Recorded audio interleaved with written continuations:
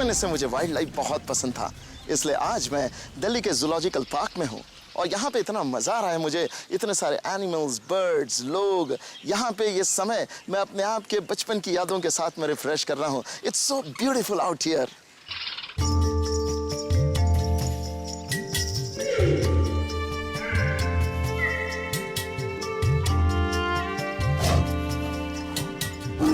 As I was moving around and looking all of these wonderful birds and animals, मैं tiger के cage के पास आया। उसकी आंखों में देखकर ऐसा लगता है कि डर नाम की चीज ही नहीं है।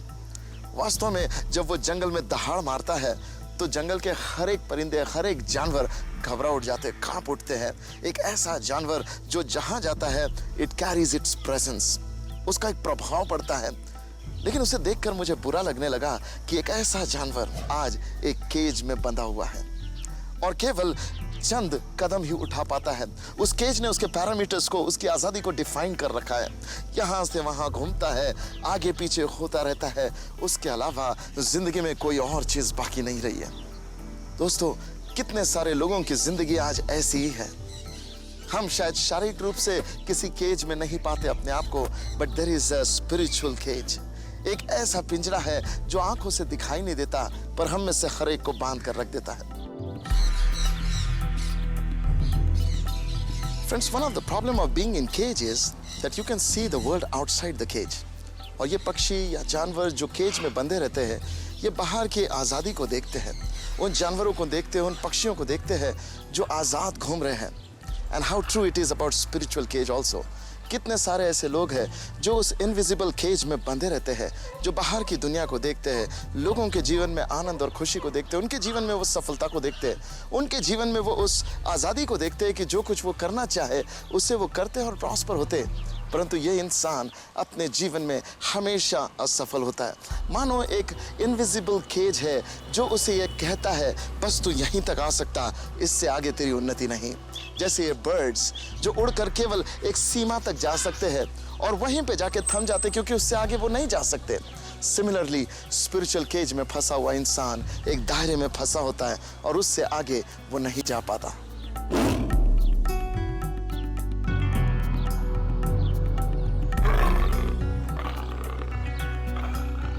When a beast is in its cage, even a child can afford to play fool. Even a child can tease that beast. सामान्य जिंदगी में ऐसा नहीं हो सकता। कई बार हम अपने जीवन में अपने आप को ऐसे केज में पाते हैं जब हम हालात के शिकार होते, लोग मनमाना चाहे हमसे व्यवहार करते। We are always compelled to live a life which we don't deserve. हमारे लिए लोग जैसा चाहे वैसा बात करते हैं, जैसा चाहे हमारे साथ व्यवहार करते हैं और हम कुछ भी नहीं कर पाते। इमेजिन एक बेसिक ह्यूमन राइट जो हमारा है वो भी हमें नसीब नहीं हो पाता।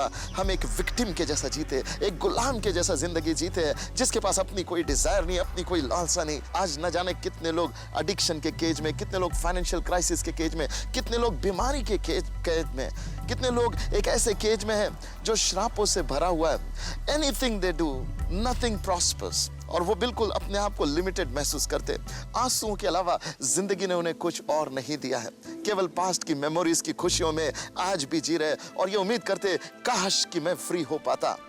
If you are a person like that, I have good news for you this morning. आपके आंसू के पोंछने के लिए परमेश्वर खुद अपने आप को मनुष्य बनाकर इस संसार में ले आए और परमेश्वर ने अपने आप को यीशु के नाम में प्रकट किया। Jesus came and he became a way for us. यीशु कहता, मैं ही मार्ग हूँ। How can you enjoy this life? Just by saying yes to Jesus. यीशु ने हमारे लिए अपने आप को वो मुक्ति का द्वार बनाया कि आज हम यीशु के पास आकर उस मुक्ति को प्राप्त कर सकते हैं और अपने केज से बाहर निकल कर आ सकते हैं। What are you going to do about it? Today, if you choose to believe in Jesus Christ, you can release yourself and you can walk into that freedom that God intended you to live for. परमेश्वर की कभी मर्जी नहीं कि आप एक गुलाम की जिंदगी जिए, एक केज में अपने जिंदगी को जिए। God created you and me to be a free man. आज परमेश्वर हमें एक आज़ादी की जिंदगी देने के लिए बुलाना चाहता है। Choose wisely and come to Jesus. An everlasting life, a life full of joy is waiting for you.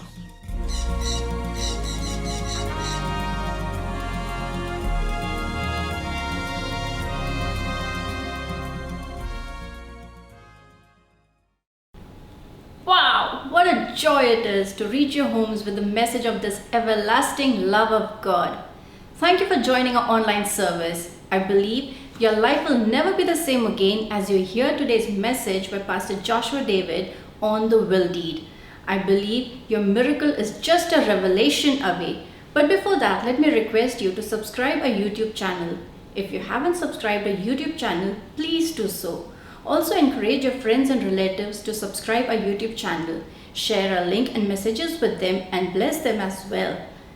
If you have any prayer requests, do write on the comment section. We will pray for you and for your family. In Upper Room, we believe in hosting the presence of God because we believe it is the presence of God that transforms our lives. As Rajiv leads us in worship, just don't be spectators, but join us in worship and sing with us. Welcome everyone. Let's all come and worship together. Hallelujah. आइए मिलकर परमेश्वर की आराधना करेंगे.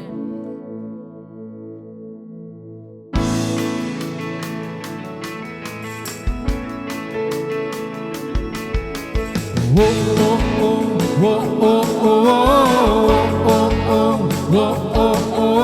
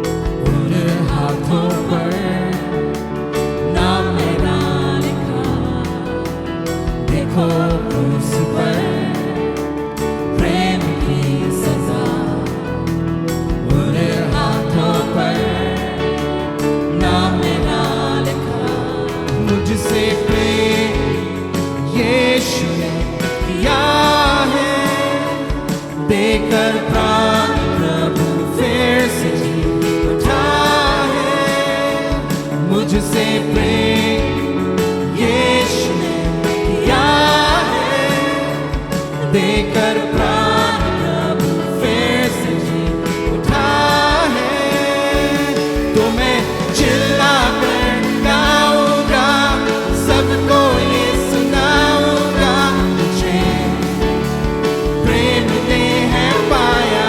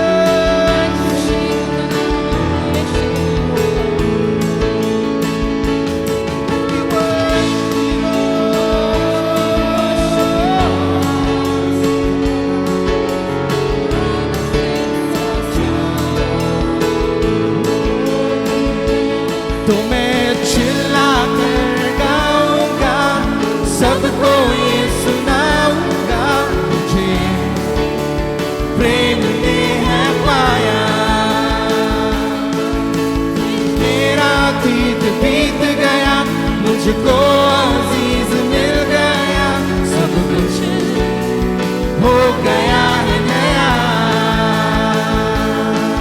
सब कुछ हो गया है नया, सब कुछ हो गया है नया। हालेलुया। Oh, धन्यवाद यीशु। Thank you, Lord, that when you come into our life, everything changes, oh God. कि तू हर चीज को नई बना देता है प्रभु। Thank you, Jesus, for all your blessings. Come on, lift up your voices to Him. अपने हाथ उठाकर धन्यवाद दें कि वो नाम जो सबसे ऊंचा है, वो नाम को उसने हम पर एक मोहर के जैसा लगा दिया। Thank you, Lord, thank you, Lord. पूरा भरोसा प्रभु तुझ पर लगाते हैं, तेरी उपस्थिति में जैसे आराधना करते हैं। Thank you, Lord. We lift up your name. We lift up your name. Thank you, Jesus.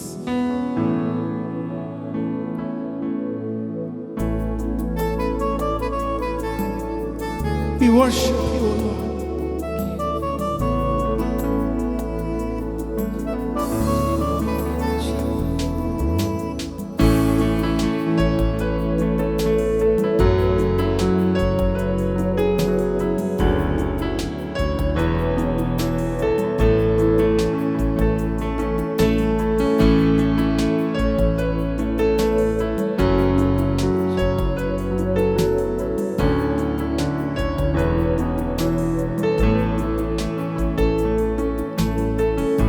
यीशु मसीह भरोसा मेरा, तू ही सहारा है मेरा, मुश्किल समय तू ही दिलासा, साथ रहेगा तू सदा, करुणा भलाई सदा रहेगी मुझ पर, तेरी विश्वास योग्यता देखूंगा मैं उम्र भर, मैं हाथ उठाकर गाऊंगा, यीशु तेरा नाम रहे ऊंचा।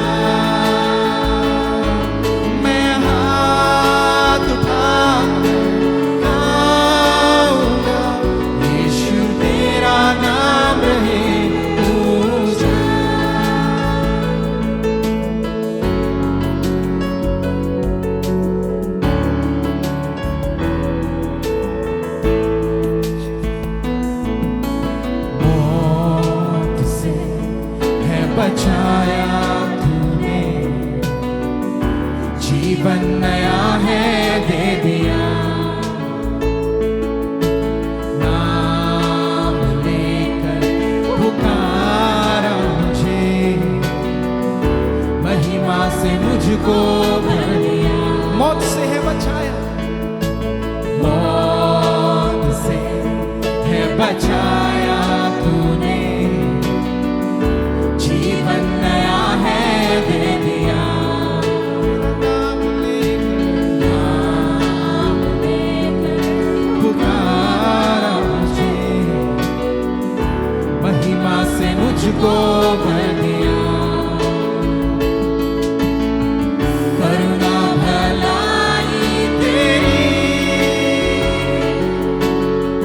सदा रहेगी मुझ पर,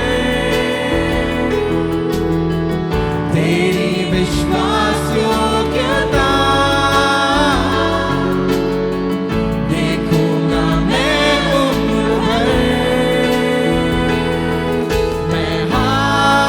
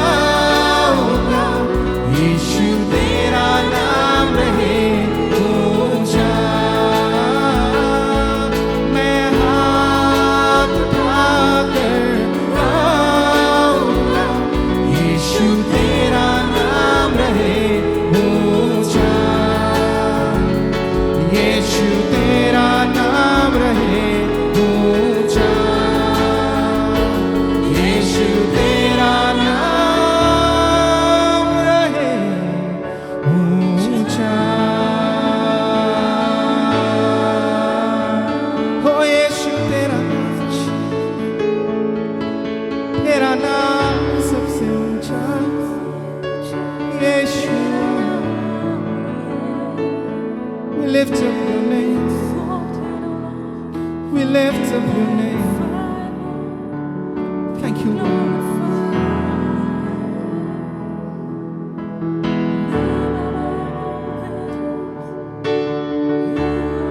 Jesus. अपनी पनाह में हमें ले ले प्रभु। जब तेरी उपस्थिति में बने हैं, होने दे कि तेरी आत्मा के द्वारा प्रभु तेरे और करीब आ पाए।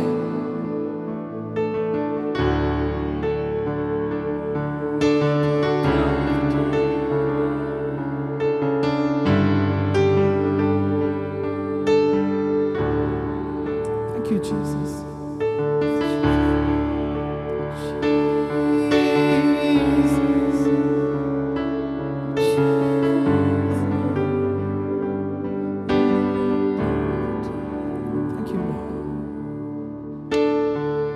तेरी पनाह में, तेरी पनाह में पाऊं मैं शिफा। तेरा ये नाम कितना है प्यारा। तेरी पनाह में,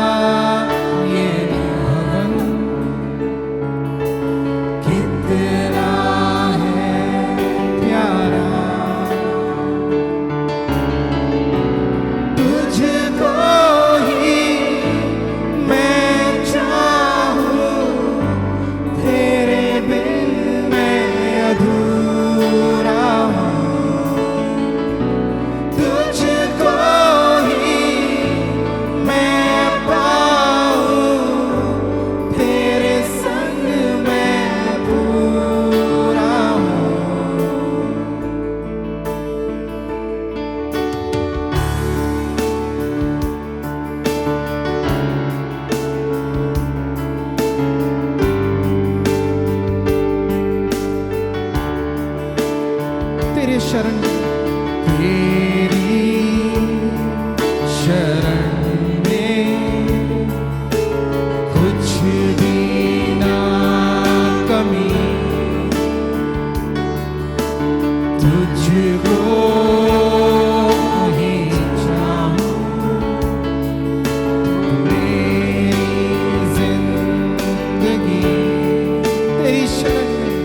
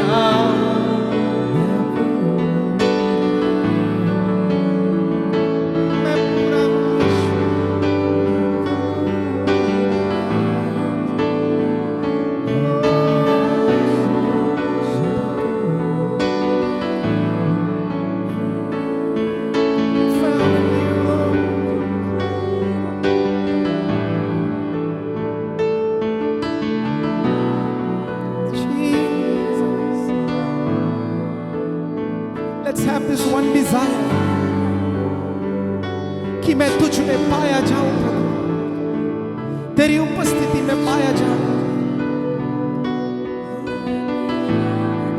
तेरे और भी करीब पाया जाऊं।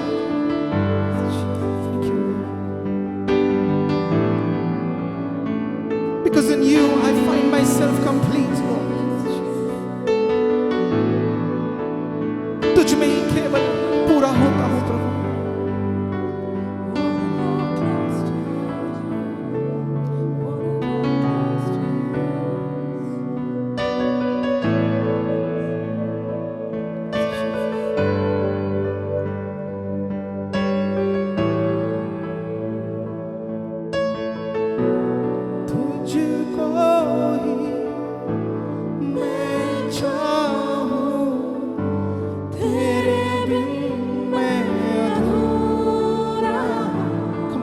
हर एक आवाज उठ के तुझको ही मैं पाऊं, तेरे संग में। Let this be a cry today. तुझको ही मैं चाहूं, तेरे बिन मैं अधूरा हूं। तुझको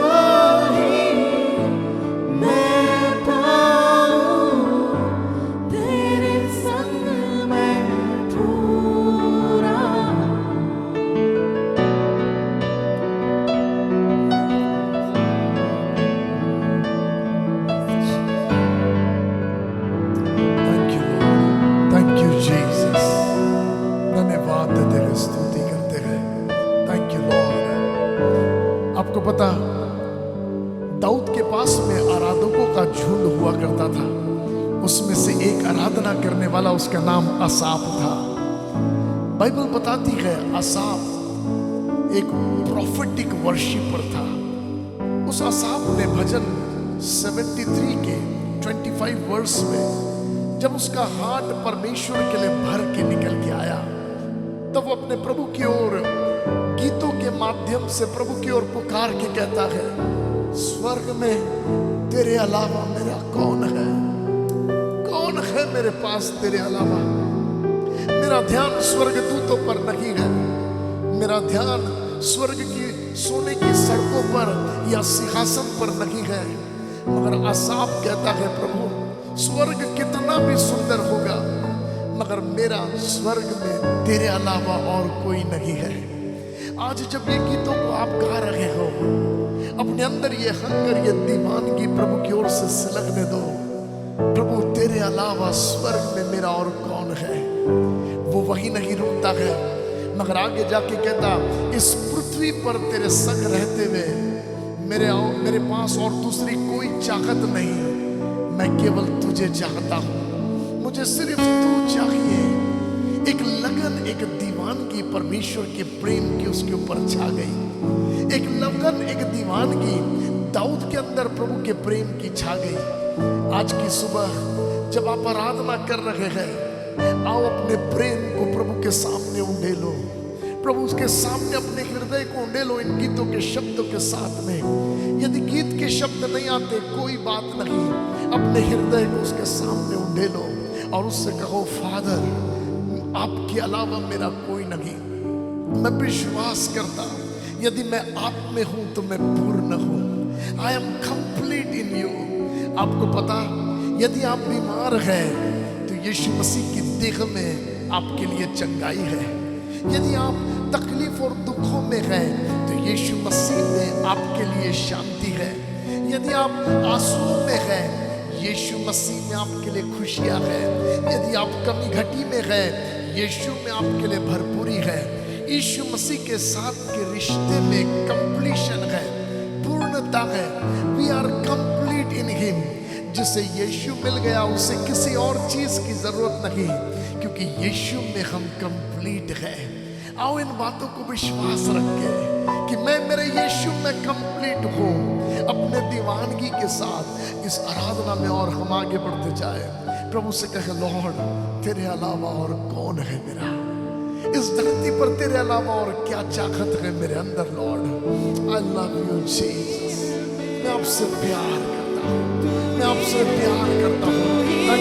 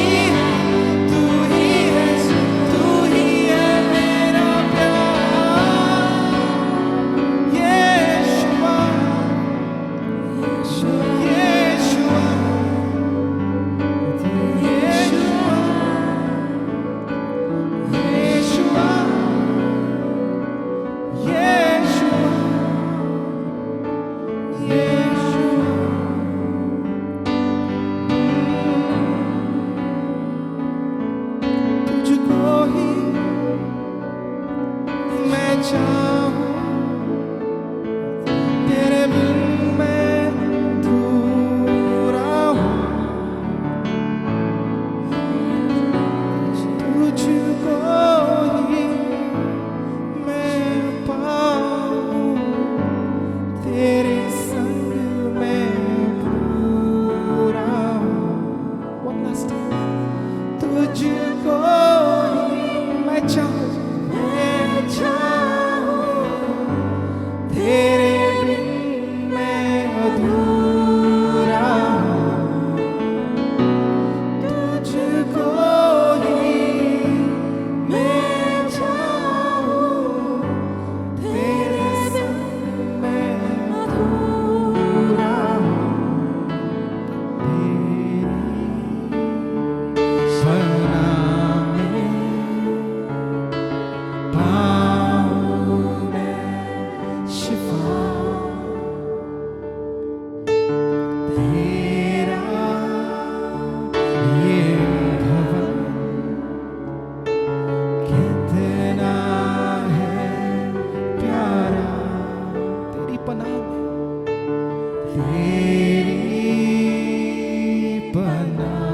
में पाऊं मैं शिफा। तेरा ये भवन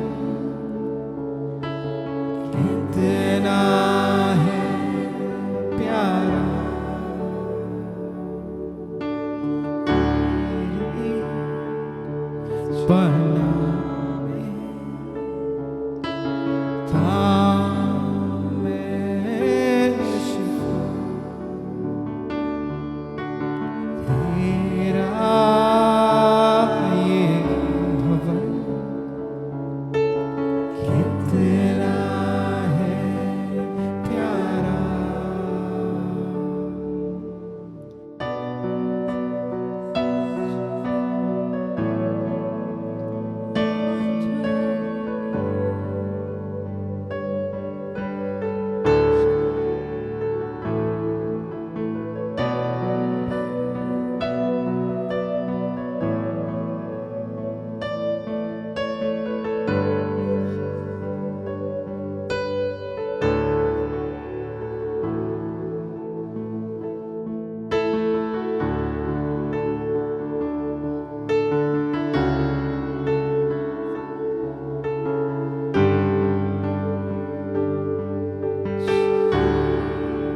Thank you, Jesus.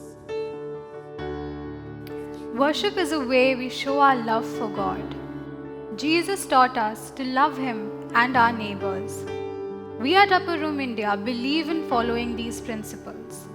Come, let us have a look what Upper Room India has been up to help and care for the community in these difficult times. Greetings, Upper Room family. On behalf of Upper Room India, I just want to extend a warm greeting to every one of you who are watching me right now. As we all are going through a very difficult phase where this pandemic has taken over a whole world, literally. A lot of people have been stranded, especially it's a very difficult time for people who are daily wages worker and they don't have enough means to buy groceries and to feed their families.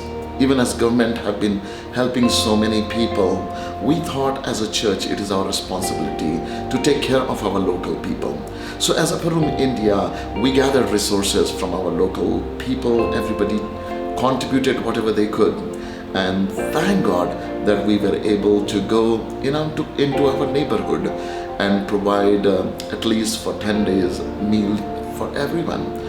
We were able to get them rice and pulses and salt and oil, and we were able to give them flour and some basic needs that we were able to provide for so many people. At least 1,000 meals have been provided so far. I really want to thank God that God had enabled Upper Room Church to help so many people. There is a big need even now. Hundreds of families are literally come to a point of starvation because there is no food that they can afford. These are daily wages people and there is no work happening, so they don't have money. Else, we want you to pray that during this pandemic, that God would supernaturally provide for people in need.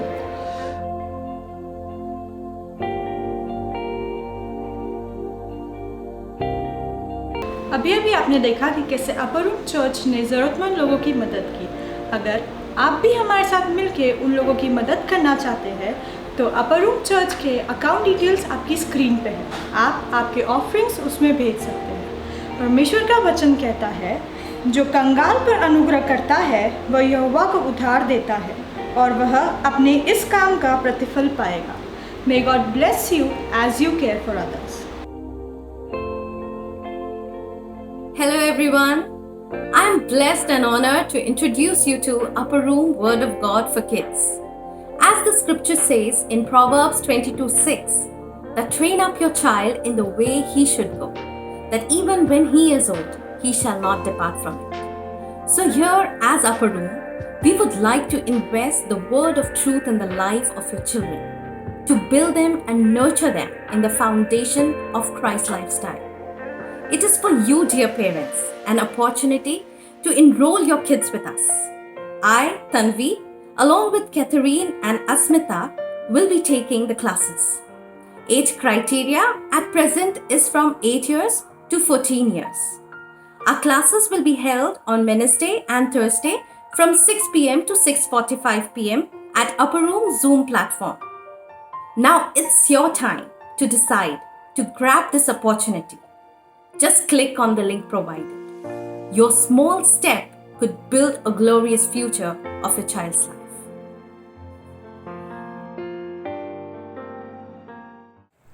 Happy Father's Day! Happy Father's Day! I love my daddy so much! Happy Father's Day, everybody! Happy Father's Day to all the fathers! And I thank God for making fathers like you, and I also thank all fathers to be who you are.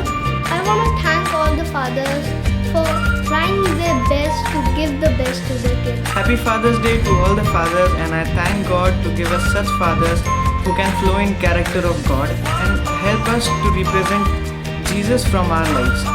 Thank you all fathers for being so good. I thank God for making such fathers. Happy Father's Day.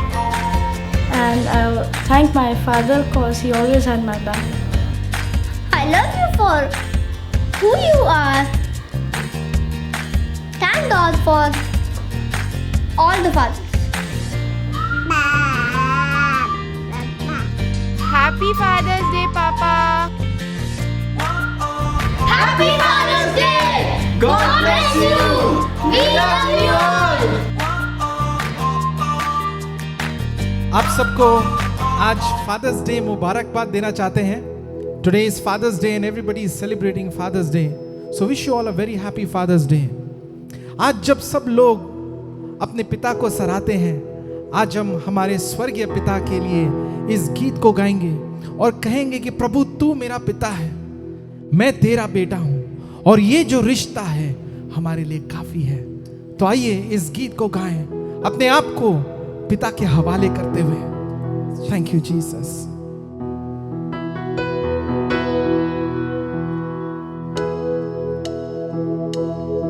तू चले तो फिर मैं चलूं, तू रुके तो मैं भी रुकूं,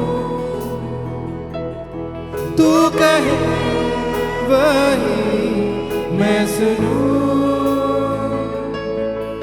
दिखाए जो मुझे वो देखूं. तू कहे तू चले तो फिर मैं चलूं, तू रुके तो मैं भी रुकूं, तू कहे वही मैं सुनूं, दिखाए जो मुझे वो देखूं. कुछ नहीं चाहिए खुदा, बस तू ही तू चाहिए, कुछ नहीं, कुछ नहीं, कुछ नहीं चाहिए खुदा, बस तू ही तू चाहिए। तू मेरा पिता, मैं तेरा बेटा, ये रिश्ता काफी है मुझे। तू मेरा पिता, मैं तेरा बेटा, ये रिश्ता काफी है मुझे। तू चले तो फिर मैं चलूं, तू रुके तो मैं भी रुकूं, तू कहे वही मैं सुनूं, दिखाए जो मुझे वो देखूं। कुछ नहीं, कुछ नहीं चाहिए खुदा, बस तू ही तू चाहिए। कुछ नहीं, कुछ नहीं, कुछ नहीं चाहिए खुदा, बस तू ही तू चाहिए।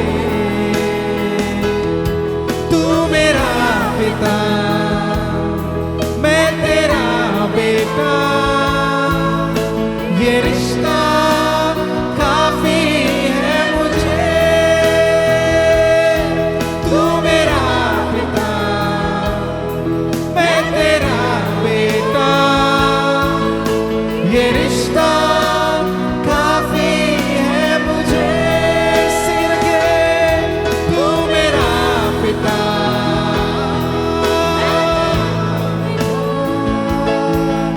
ये रिश्ता काफी है मुझे। मेरा पिता, तू मेरा पिता, मैं तेरा बेटा, ये रिश्ता काफी है मुझे। मेरा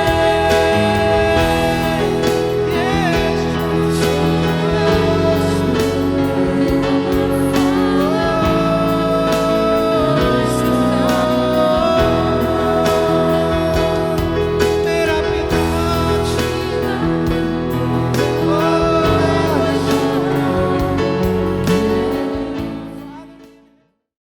What a song to be played on the day when the world is celebrating Father's Day.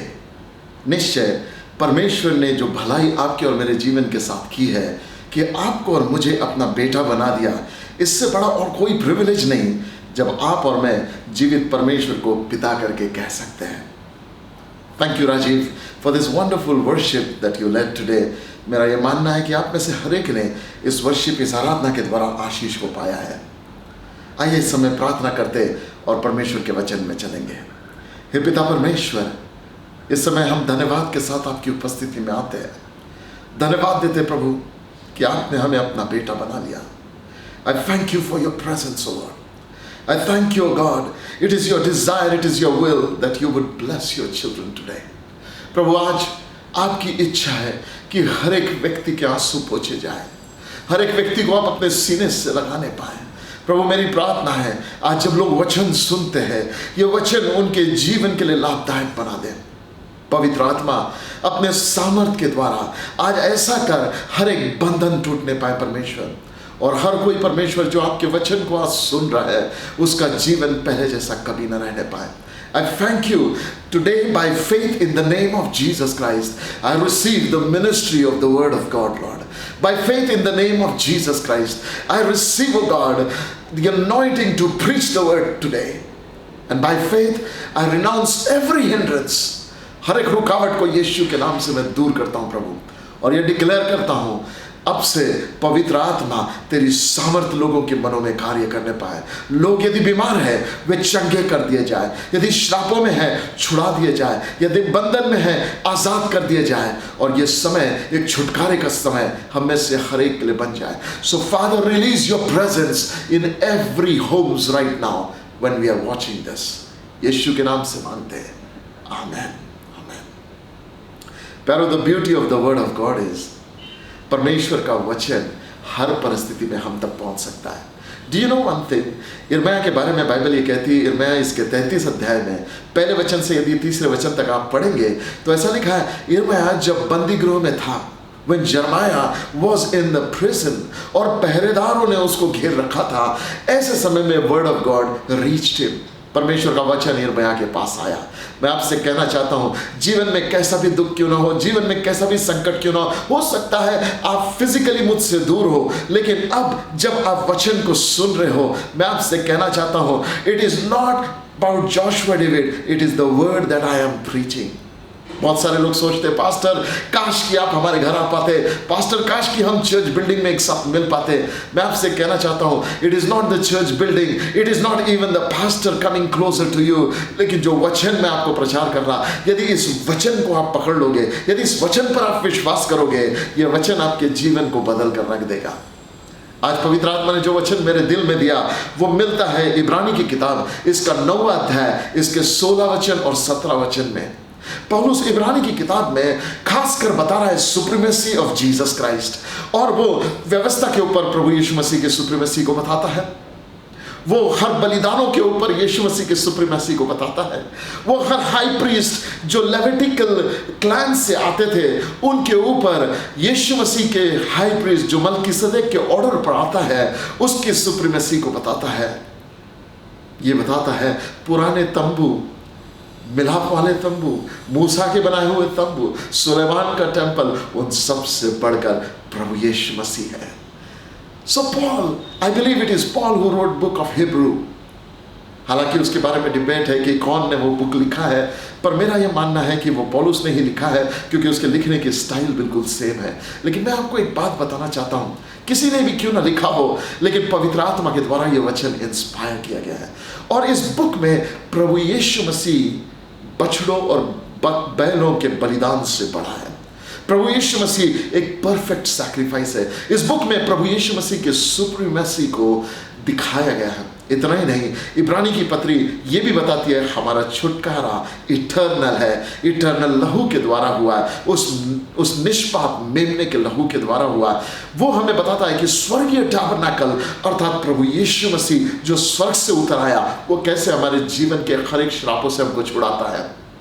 सो पौलुस इस शिक्षाओं को देते समय कलीसिया को एक बात कहता है, for where there is a will and testament involved, the death of the one who made it must be established, for a will and a testament takes effect only at death, since it is never in force as long as the one who made it is alive. क्या कह रहा है पौलुस यहाँ पे? 16वें वचन और 17वें वचन में इब्रानी के 9वें अध्याय में परमेश्वर का वचन हमको ये कहता है, वहां लिखा है कि जहां कहीं वसीयत लिखी जाती है, वसीयत लिखने वाले की मृत्यु का समझ लेना महत्वपूर्ण है। वो कहता है ऐसी वाचा या ऐसी वसीयत ये तब सामर्थ्य में आती है जब लिखने वाले की मृत्यु हो जाती है। वो ये भी कहता है जब तक लिखने वाला जीवित है तब तक वसीयत किसी काम की नहीं। यू नो, वसीयत ये शब्द जब हम सुनते हैं, I want to explain you, वसीयत एक डीपर वर्ड है। एक्सक्यूज मी, वसीयत एक ऐसा शब्द है जिसके माध्यम से पिता का जो कुछ था वो पुत्र को ट्रांसफर किया जाता है। वसीयत एक ऐसा शब्द है जिसके माध्यम से एक जनरेशन से दूसरे जनरेशन में जो अचीवमेंट्स है या जो प्रॉपर्टीज है या जो धन दौलत है वो ट्रांसफर की जाती है। The rights from one generation gets transfer to another generation. Bible कहती है वसीयत लिखने वाला जिंदा है तो वसीयत की बातें कोई काम की नहीं। मान लिया जाए मेरे पिताजी ने अपना घर मेरे नाम पर लिख दिया वसीयत में, इसका मतलब यह हुआ कि जब तक मेरे पिताजी जिंदा है तब तक वो घर मेरे नाम पे लीगली नहीं हो सकता, लेकिन जिस दिन मेरे पिताजी का देहांत हो जाता है उस दिन से वो वसीयत का डॉक्यूमेंट वो एक पावरफुल डॉक्यूमेंट बनता, और उस डॉक्यूमेंट के आधार पर मुझे ये प्रॉपर्टी मेरे नाम पर ट्रांसफर कर दी जाती है। माय फ्रेंड, वसीयत जो होता है ये एक लीगल, एक कानूनी दस्तावेज है। ये साधारण कागज का टुकड़ा नहीं है, ये एक लेटर नहीं है जो बाप ने बेटे को लिख दिया।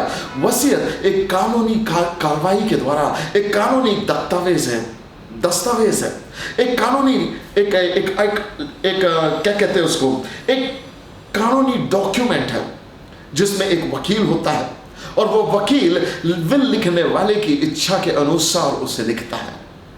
जो व्यक्ति अपनी इच्छा के अनुसार लिखता है और ये कहता है मेरी मौत के बाद मेरे घर वालों को या मेरे बच्चों को या मैं जिसे चाहूं उसे मैं ये दे देना चाहता हूं, दैट डॉक्यूमेंट इज कॉल्ड वसीयत, उसे विल कहते हैं। बाइबल कहती है जहां वसीयत लिखी जाती है, वसीयत लिखने वाले की मृत्यु का समझ लेना बहुत इंपॉर्टेंट है। माय फ्रेंड, मुझे कहानी याद आती है। एक बार की ये बात है, एक बार स्वीडन से मिशनरीज का एक दल भारत में एक गांव में आया, और ये बहुत ही पिछड़े इलाके में ये लोग गांव में गए। ऐसे इलाके में चले गए जहां ना तो बिजली की सुविधा थी, जहां ना पीने का पानी की सुविधा थी, जहां लोगों के पास बेसिक फैसिलिटीज भी नहीं थी, उनके पास कोई ऐसी चीजें नहीं थी जहां पे जीवन को आरामदायक किया जा सकता था। लोग बीमार रहते थे, खाने पीने के लिए तंगी में रहते थे, मुसीबत में लोग पड़े हुए थे, बड़े कठिन दिनों को ये लोग जीते थे। ऐसे समय मिशनरीज का ये दल उस गांव में आया। जब वो लोग वहां पे आए, उन्होंने देखा इस स्थान पर कि लोग भूखमरी से मर रहे हैं, बीमारियों से मर रहे हैं, इनके पास पहनने ओढ़ने के लिए अच्छी चीजें नहीं है, रहने के लिए अच्छे घर नहीं है। उन्होंने बहुत सेवकाई की मिशनरी ने वहां पे। थोड़े दिनों के बाद वे वापस अपने देश स्वीडन चले गए, लेकिन उस मिशनरी दल में एक लड़की आई थी जिसका नाम एना था। उसके दिल में इन लोगों के प्रति कुछ हो गया। जब वो इन लोगों को देखने लगी, वो इन लोगों के यादों को भुला नहीं पाई। वो अपने प्रदेश वापस चले गई। उसने मेडिकल स्टडीज को स्टडी करना शुरू किया। वो जल्दी ही डॉक्टर बन गई, और डॉक्टर बनने के बाद मेडिकल मिशनरी बनकर वापस उसी प्रांत में आई। वो अपने जीवन को, यहाँ के लोगों के जीवन को आशीषित करने के लिए समर्पित कर चुकी थी। जैसे मदर टेरेसा ने अपना जीवन भारतवासियों के जीवन को उत्तम बनाने के लिए समर्पण कर दिया, उन लोगों के दुखों को मिटाने के लिए समर्पित कर दिया जो बेसहारा है, जो सड़क में रहते हैं, जो आंसू और जिल्लत की जिंदगी जीते हैं, जो ऐसे लोग हैं जिनको मालूम नहीं कल उनके जीवन के साथ क्या होगा, या कल की रोटी उन्हें मिलेगी या नहीं मिलेगी। ऐसे लोग जिनको सब ने छोड़ दिया, समाज ने छोड़ दिया, धर्म ने छोड़ दिया, कोई उनकी सहायता के लिए नहीं है, उनके मित्रों ने उनको छोड़ दिया। ऐसे लोगों की सहायता करने के लिए ये मिशनरी आ गई।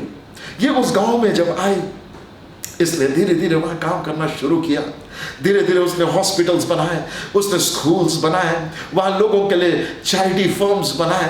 धीरे धीरे उस गांव में विकास होने लगा, बिजलियां आने लगी, कारखाने बनने लगे, और लोगों को व्यावसायिक रूप से वो विकास करने लगी। लोगों के पास जॉब्स होने लगे और आवश्यकताएं लोगों की पूरी होने लगी। उसकी टीम्स बढ़ने लगी। मिशनरी ने बड़े बड़े प्रॉपर्टीज खरीदे, बड़े बड़े खेत खरीदे।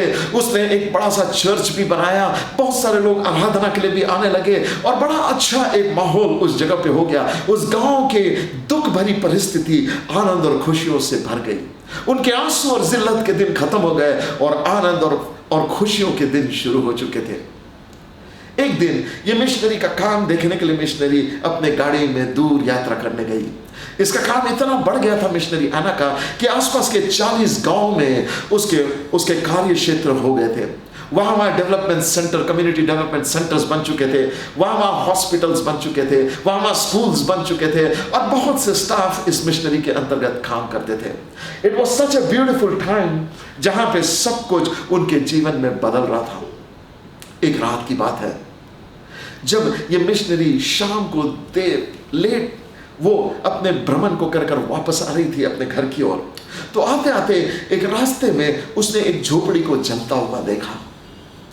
मिशनरी ने अपनी गाड़ी रुकवाई और अपने ड्राइवर को भेजा, बोला जल्दी जाकर देख वो घर में सब कोई ठीक है कि नहीं, वहां क्या हुआ।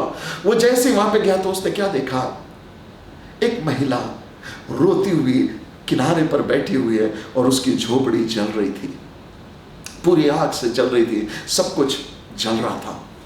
ये अकेली बाहर बैठी हुई थी। वो ड्राइवर ने जाके उससे पूछा, बहन आप ठीक हो? बोली हाँ मैं तो बच गई, मैं घर के बाहर निकल गई, लेकिन मेरा घर आग से जल गया, मेरे पास कोई नहीं है। मिशनरी उससे बात करने लगी, उससे पूछा कि तू यहाँ पे, तेरे साथ और कौन रहता? उसने कहा मेरा कोई नहीं, मेरा पति मर गया, मेरे कोई बच्चे नहीं है, मैं दूसरे गांव से यहाँ पे शादी करके आई थी, मेरे माँ बाप का भी देहांत हो गया, कोई नहीं है मेरे आगे पीछे, मैं अकेली हूँ। एक ये झोपड़ी थी जिसमें मैं रहती थी, वो भी आज जल गई, आज मेरे पास कुछ भी नहीं रहा। मिशनरी को इस महिला की गवाही सुनकर या इसकी कहानी सुनकर बड़ा दुख हुआ, और मिशनरी ने क्या किया, इसको अपने साथ अपनी गाड़ी में लिया और बोला चल मेरे साथ मेरे घर। उसे अपने साथ अपने घर लेकर आ गई। अपने घर लाकर उसे बहन के जैसा प्यार करने लगा, उसे बहुत बहुत बहुत अच्छी रीति से उसकी देखभाल करने लगी। ये महिला जिसका घर जल गया था उसको लेकर आई, उसका नाम लक्ष्मी था। वो लक्ष्मी को अपने घर लेकर आ गई और एना मिशनरी इस लक्ष्मी से एक बहन की तरह प्यार करने लगी। उसे उसने नए वस्त्र दिए, उसे उसने भोजन दिया, उसे उसके लिए रहने के लिए एक कमरा दिया, उसे बिछोने का इंतजाम किया, हर चीज़ों किया। जिस चीज़ की एना मिशनरी को जिस चीज़ की उस लक्ष्मी को जरूरत थी, वो सारी चीज़ें ये मिशनरी ने लक्ष्मी को दे दी। मेरे प्यारों, आपको बताना चाहता, ये दोनों का रिश्ता बढ़ने लगा। लक्ष्मी भी एना मिशनरी के लिए खाना बना दिया करती थी, उसके घर की देखभाल कर दिया करती थी, झाड़ू पोछा कर दिया करती थी। दोनों एक घर में एक बहन के रिश्ते में जीने लगे। एना ने भी शादी नहीं की थी, इसकी शादियों के ये विधवा हो गई थी, इसका पति गुजर गया था, इसके पास आगे पीछे कोई नहीं था। एना भी अपने देश को छोड़कर आ गई थी, उसके पास भी आगे पीछे कोई नहीं था। ये दोनों का समय एक दूसरे के साथ अच्छा बीतने लगा। जब कभी एना कहीं पे मिनिस्ट्री करने जाती, ये अपने साथ लक्ष्मी को लेकर जाती। जहाँ कहीं ये दोनों जाते, दोनों को मालूम था इनकी यारी बड़ी फेमस हो गई थी। लोग इनके यारी के बारे में बात करते थे कि देखो दोनों कैसे बहन के जैसे रहते, सेम गाड़ी में जाते हैं, सेम घर में रहते हैं, सेम डाइनिंग टेबल पर बैठ के खाते हैं, सेम काम एक साथ करते हैं। हर जगह एना उसे अपने साथ लेकर जाती थी। ये दोनों बहुत एक दूसरे से प्यार करते थे। एक दिन ऐसा हुआ, एना बीमार पड़ गई, उसे धीरे धीरे खांसी होने लगी, फिर वो बीमारी बढ़ती चली गई। एना के हॉस्पिटल्स में उसका इलाज किया गया, शहर में जाके इलाज किया गया, लेकिन ऐसा हुआ कि वो ज़्यादा दिन तक जी नहीं पाई और 3 महीने के अंदर उसका देहांत हो गया। जब उसका देहांत हो गया, गांव के बड़े लोग सब लोग जाके एना की डेड बॉडी को लेकर आए और मिशनरी का जो बंगला था उसके सामने उसका चर्च बिल्डिंग था। वो चर्च बिल्डिंग के कंपाउंड में उन्होंने एना की कब्र बनाई और वहां पे उन्होंने मिशनरी एना को गाड़ दिया। उसके जन्म की तारीख, उसकी मृत्यु की तारीख लिखकर एक पट्टी ठोक दी। पर मैं आपको बताना चाहता हूं, मातम के दिन खत्म हुए। 40 गांव से लोग आए थे। 3 दिन तक उस गांव में मातम होता रहा। सब लोग एना मिशनरी के ऐसे रो रहे थे जैसे कोई अपने सगी मां के लिए रोता है। और जब इनके मातम के दिन खत्म हो गए, लोग अपने अपने गांव में वापस लौट गए, लक्ष्मी के दिल में एक ख्याल आया और लक्ष्मी सोचने लगी, मैं अकेली हूं, एना मिशनरी ने मुझे यहाँ रखा था, अब एना चले गई, मैं यहाँ रह के क्या करूंगी। तो मिशनरी के घर को छोड़कर ये वापस अपने गांव की ओर चली गई। फिर से उसने झोपड़ी बनाई और फिर से झोपड़ी बनाकर उस झोपड़ी में रहने लगी। उस बंगले को छोड़ दिया जहां वो रहती थी, वापस उस अपने गांव में उस झोपड़ी को बनाकर, जहां उसकी झोपड़ी जल गई थी वहीं पे जाके अपनी झोपड़ी बनाई और लोगों के घरों में जाकर काम करने लगी। कोई उसे बर्तन धोने का काम दे देता, कोई खाना पकाने का काम दे देता, कोई कपड़ों का काम दे देता, सफाई का काम दे देता, जो भी काम जो उसको दे देते वो काम करने लगी और उससे उसका जीवनचर्या चलने लगा। दिन बीतते चले गए, लगभग 3 साल इस बात को हो गए थे। 3 साल के बाद स्वीडन से एक आदमी एना मिशनरी को ढूंढता हुआ आया। उसका नाम एंड्रू था। वो इस एना का सगा भाई था। जब वो अपनी बहन को ढूंढता हुआ आया तो वो बंगले पे गया, वो स्कूल्स में गया, वो हॉस्पिटल में गया, वो गांव में गया जहां एना मिशनरी का पूरा काम था, जहां उसका हेड ऑफिस हुआ करता था। वहां जाकर उसने सब लोगों से पूछताछ की कि मेरे बहन के बारे में मुझे कौन सबसे अच्छी जानकारी दे सकता। पूरे गांव वालों ने उससे कहा, एक ही बहन है जो इस गांव में रहती है, फलाने गांव में, तो उसके पास चले जा, उसका नाम लक्ष्मी है, वो तेरी बहन के साथ कई साल इस घर में एक साथ रही है, सबसे ज्यादा वो तेरी बहन को जानती है, उसको पूछ। उसके जीवन की अंतिम दौर में वो इसी लक्ष्मी के साथ में थी। तब एंड्रू जो एना का भाई था वो गया और वो जाकर लक्ष्मी के झोपड़ी के पास बैठ गया। लक्ष्मी अपने काम करने के लिए चली गई थी। जब शाम को लक्ष्मी लौट कर आई, लक्ष्मी ने दूर से देखा और दूर से उसको देख के एक गोरा व्यक्ति वहां बैठा हुआ था, एक फिरंगी व्यक्ति वहां बैठा था। उसको देखते ही वो पहचान ली कि ये जरूर से मिशनरी का रिश्तेदार होगा। उसने उसको ग्रीट किया और उससे बात करने लगी। तब एंड्रू ने अपना परिचय उसको दिया और कहा, देख मैं एना मिशनरी का भाई हूं, मैं उसके हालचाल को पूछने के लिए आया था। तब मुझे पता चला कि मेरी बहन का देहांत हो गया। तब उसने सारी बातें लक्ष्मी से अपनी बहन के बारे में पूछी और आखिरी बात उसने ये पूछा, क्या मेरी बहन ने तुझे कभी कुछ दिया है? ये सवाल, एक इंपॉर्टेंट सवाल एंड्रू ने उसको पूछा। एक इंपॉर्टेंट सवाल एंड्रू ने उसको पूछा, क्या मेरी बहन ने आपको कभी कुछ दिया है? जब ये सवाल उन्होंने पूछा तो लक्ष्मी ने कहा, हाँ, आपकी बहन ने मुझे एक चीज दी है, वो मेरे मालकिन की आखिरी निशानी है। उन्होंने मुझसे कहा, ये कभी किसी को मत देना, ये तेरे लिए मैंने दिया है। और बोला, ये मेरे पास है। उसने बोला, मुझे दिखा क्या दिया? तो वो अपने अंदर कमरे में गई और अपने कमरे में जाकर उसने अपने अंदर से एक डॉक्यूमेंट लेकर आई, एक कागज का टुकड़ा लेकर आई और वो लाकर उसने एंड्रू को दिखाया। एंड्रू उस डॉक्यूमेंट को पढ़ने लगा। जब एंड्रू उस डॉक्यूमेंट को पढ़ने लगा, एंड्रू के आंखों में आंसू आ गए, क्योंकि वो डॉक्यूमेंट साधारण डॉक्यूमेंट नहीं था, वो एक वसीयत थी जो एना मिशनरी ने मरने से पहले तैयार की थी। और उस वसीयत में एना मिशनरी ने जो कुछ एना मिशनरी का भारत देश में था वो सब कुछ लक्ष्मी के हाथ में कर दिया था, सब कुछ लक्ष्मी को दे दिया था। तब एंड्रू ने वो पढ़ने के पश्चात लक्ष्मी को देखा और पूछा, हे लक्ष्मी, तू ये झोपड़ी में क्यों रहती है? उसने कहा, मालकिन जब तक थी उसने दया करके मुझे अपने घर में रखा, अब जब मालकिन ही नहीं रही मैं वहां कैसे रहती, मैं वापस यहाँ गई। उसने कहा, तुझे सच में नहीं मालूम कि ये कागज का टुकड़ा क्या है? बोला, नहीं, ये मेरे मालकिन की आखिरी निशानी है। लक्ष्मी पढ़ी लिखी नहीं थी, उसे पढ़ना लिखना नहीं आता था, लेकिन उसने वो कागज को संभाल के रखा था। एंड्रू से कहने लगा, हे लक्ष्मी, क्या तुझे मालूम है तुझे इस परिस्थिति में रहने की जरूरत नहीं है, तुझे दर दर की ठोकरें खाने की जरूरत नहीं है, तुझे लोगों के घर में काम करने की जरूरत नहीं है, तुझे कल की चिंता करने की जरूरत नहीं है, क्योंकि तेरे मालकिन ने मरने से पहले जो कुछ तेरे मालकिन का था वो सब कुछ तेरे नाम पे कर दिया। क्या तुझे मालूम है कि वो बंगले की तू अब मालकिन है? क्या तुझे मालूम है वो गाड़ियों की तू अब मालकिन है? क्या तुझे मालूम है कि इन स्कूल्स की तू मालकिन है? क्या तुझे मालूम है 40 गांव में जो खेत और जो प्रॉपर्टीज मालकिन के थे वो सारों की मालकिन अब तू है? क्या तुझे मालूम है बैंक में जितना पैसा है अब वो तेरा है, क्योंकि तेरी मालकिन ने वो सब कुछ तेरे नाम पे लिख दिया। एंड्रू एक पेशेवर वकील था, उसने डॉक्यूमेंट लिया और जो कुछ मालकिन वो एना मिशनरी का था वो सब कुछ कानूनन तरीके से इस लक्ष्मी को दिलवा दिया। लक्ष्मी के दिन बदल गए। एक झटके में आंसू और जिल्लत की जिंदगी से आनंद और खुशियों की जिंदगी में वो आ गई। मेरे प्यारों, आप मुझसे कहोगे, पास साहब बहुत अच्छी कहानी आपने बताया, लेकिन इस कहानी का मेरे जीवन के साथ क्या ताल्लुक?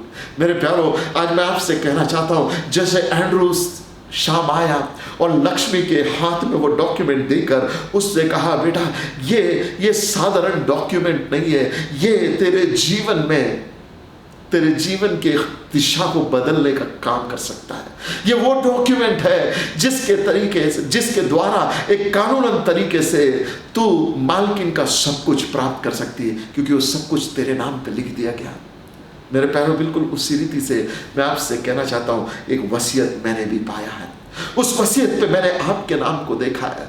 आज मैं परमेश्वर के वचन से आपको बताना चाहता हूं, आप जिस दुर्दशा में पड़े हो, उस दुर्दशा में जीने के लिए परमेश्वर ने आपको कभी नहीं बनाया, और परमेश्वर ने आपको वसीयत में एक बेहतर जिंदगी दी है।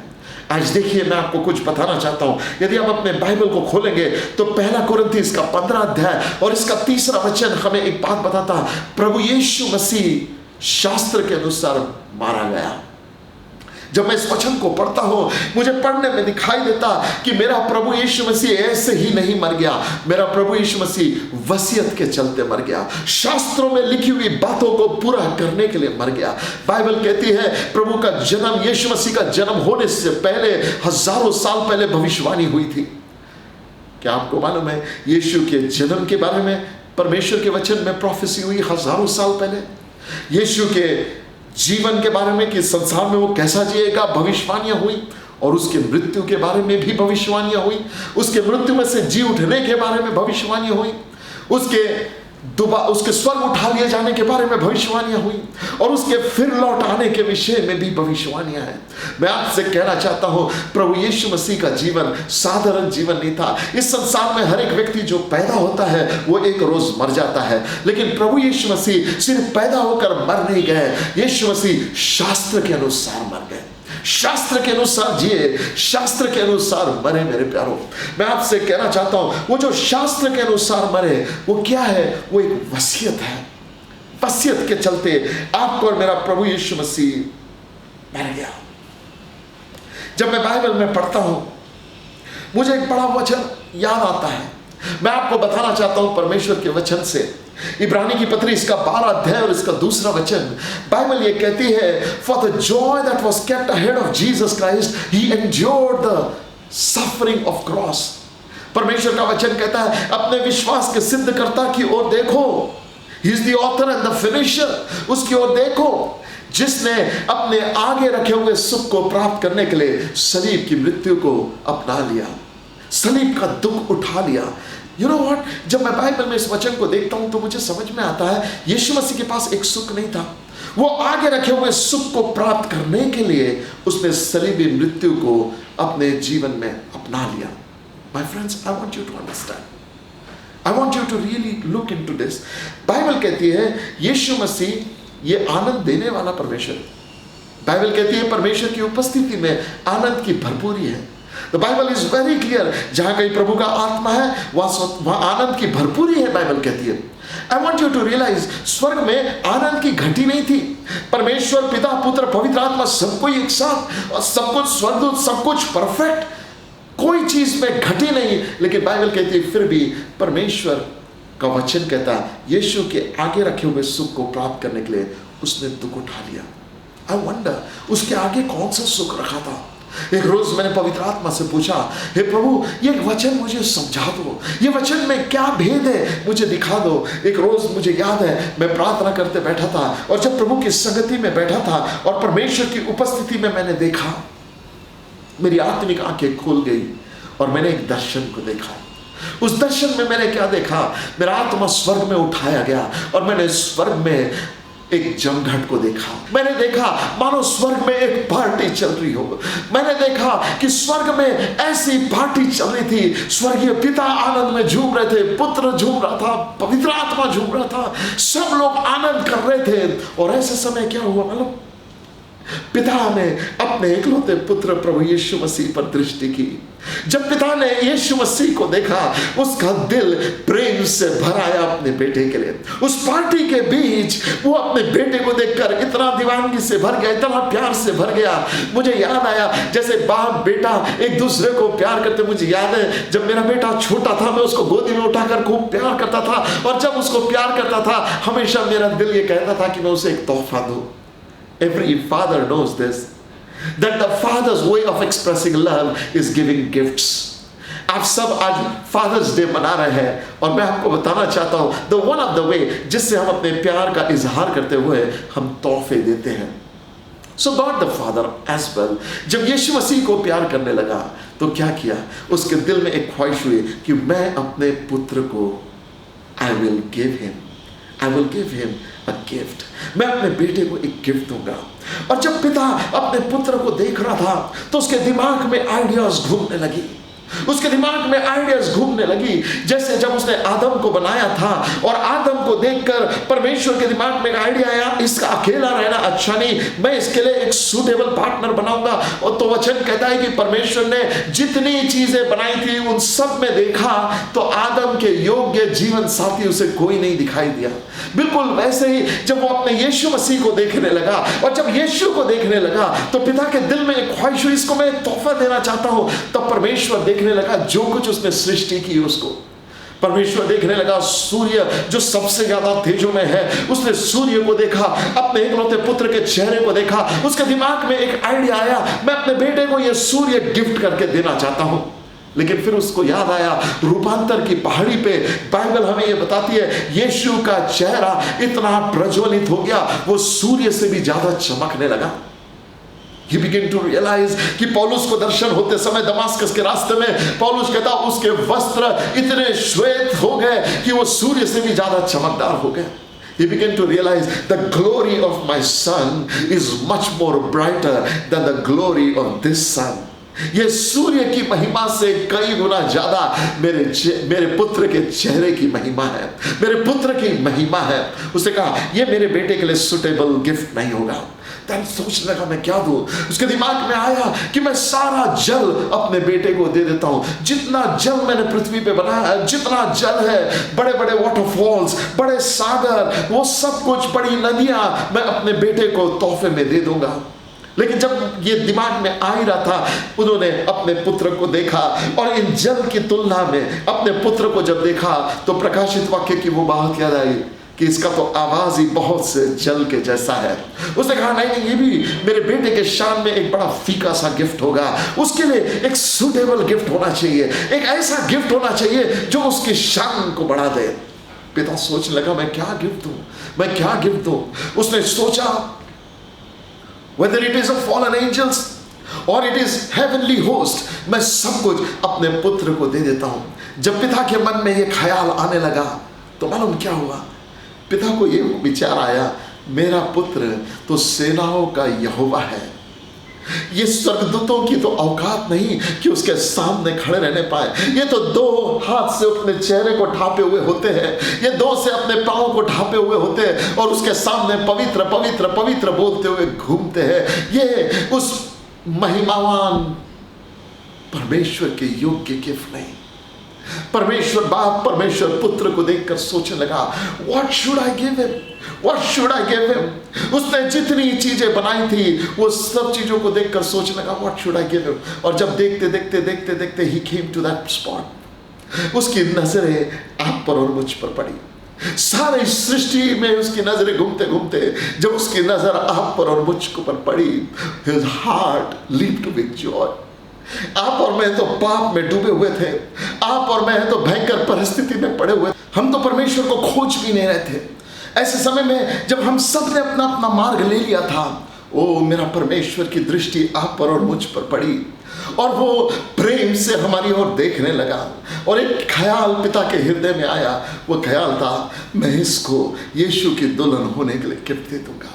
वो ख्याल था कि मैं तुझे यीशु की दुल्हन होने के लिए दूंगा। ऐसे समय में जब हम पाप में थे, इसलिए बाइबल कहती है प्रेम इसमें नहीं कि हमने उससे किया, प्रेम इसमें है कि पहले उसने हमसे प्रेम किया। इसलिए मेरे प्यारों मैं आपको बताना चाहता हूं कि जब हम परमेश्वर को ढूंढ भी नहीं रहते, उसने अपना ध्यान हम पर लगाया। इसलिए वचन कहता है जगत की उत्पत्ति से पहले मैंने अपना चित्त तुझ पर लगाया। वो पिता हमें खोजता हुआ आया, वो पिता हमें ढूंढने लगा। अपने ज्ञान में पिता ने आपको और मुझे देखा और बोला मैं इसे यीशु की दुल्हन होने के लिए दे दूंगा। With that beautiful thought, it came to Jesus Christ. वो यीशु के पास आया और यीशु को चूमने लगा और यीशु से कहा मेरे दिल में एक ख्वाहिश है तेरे लिए। जैसे ही पिता ने यीशु से कहा मेरे दिल में एक ख्वाहिश है तेरे लिए, यीशु मसीह ने कहा पिता मैं जानता हूं आप क्या कहना चाहते हैं, आप उन्हें मुझे दुल्हन के रूप में देना चाहते हैं। आई नो फादर, और मैं पिता I am agreeing for that. तेरी मर्जी पूरी होने पाए पिता, जो तू चाहे वो पूरी होने पाए। जब पिता जब यीशु ये बोल ही रहे थे, पिता के दिल में एक ख्याल आया और पिता अचानक से सोचने लगे, मेरा बेटा पवित्र है, यह पवित्र है।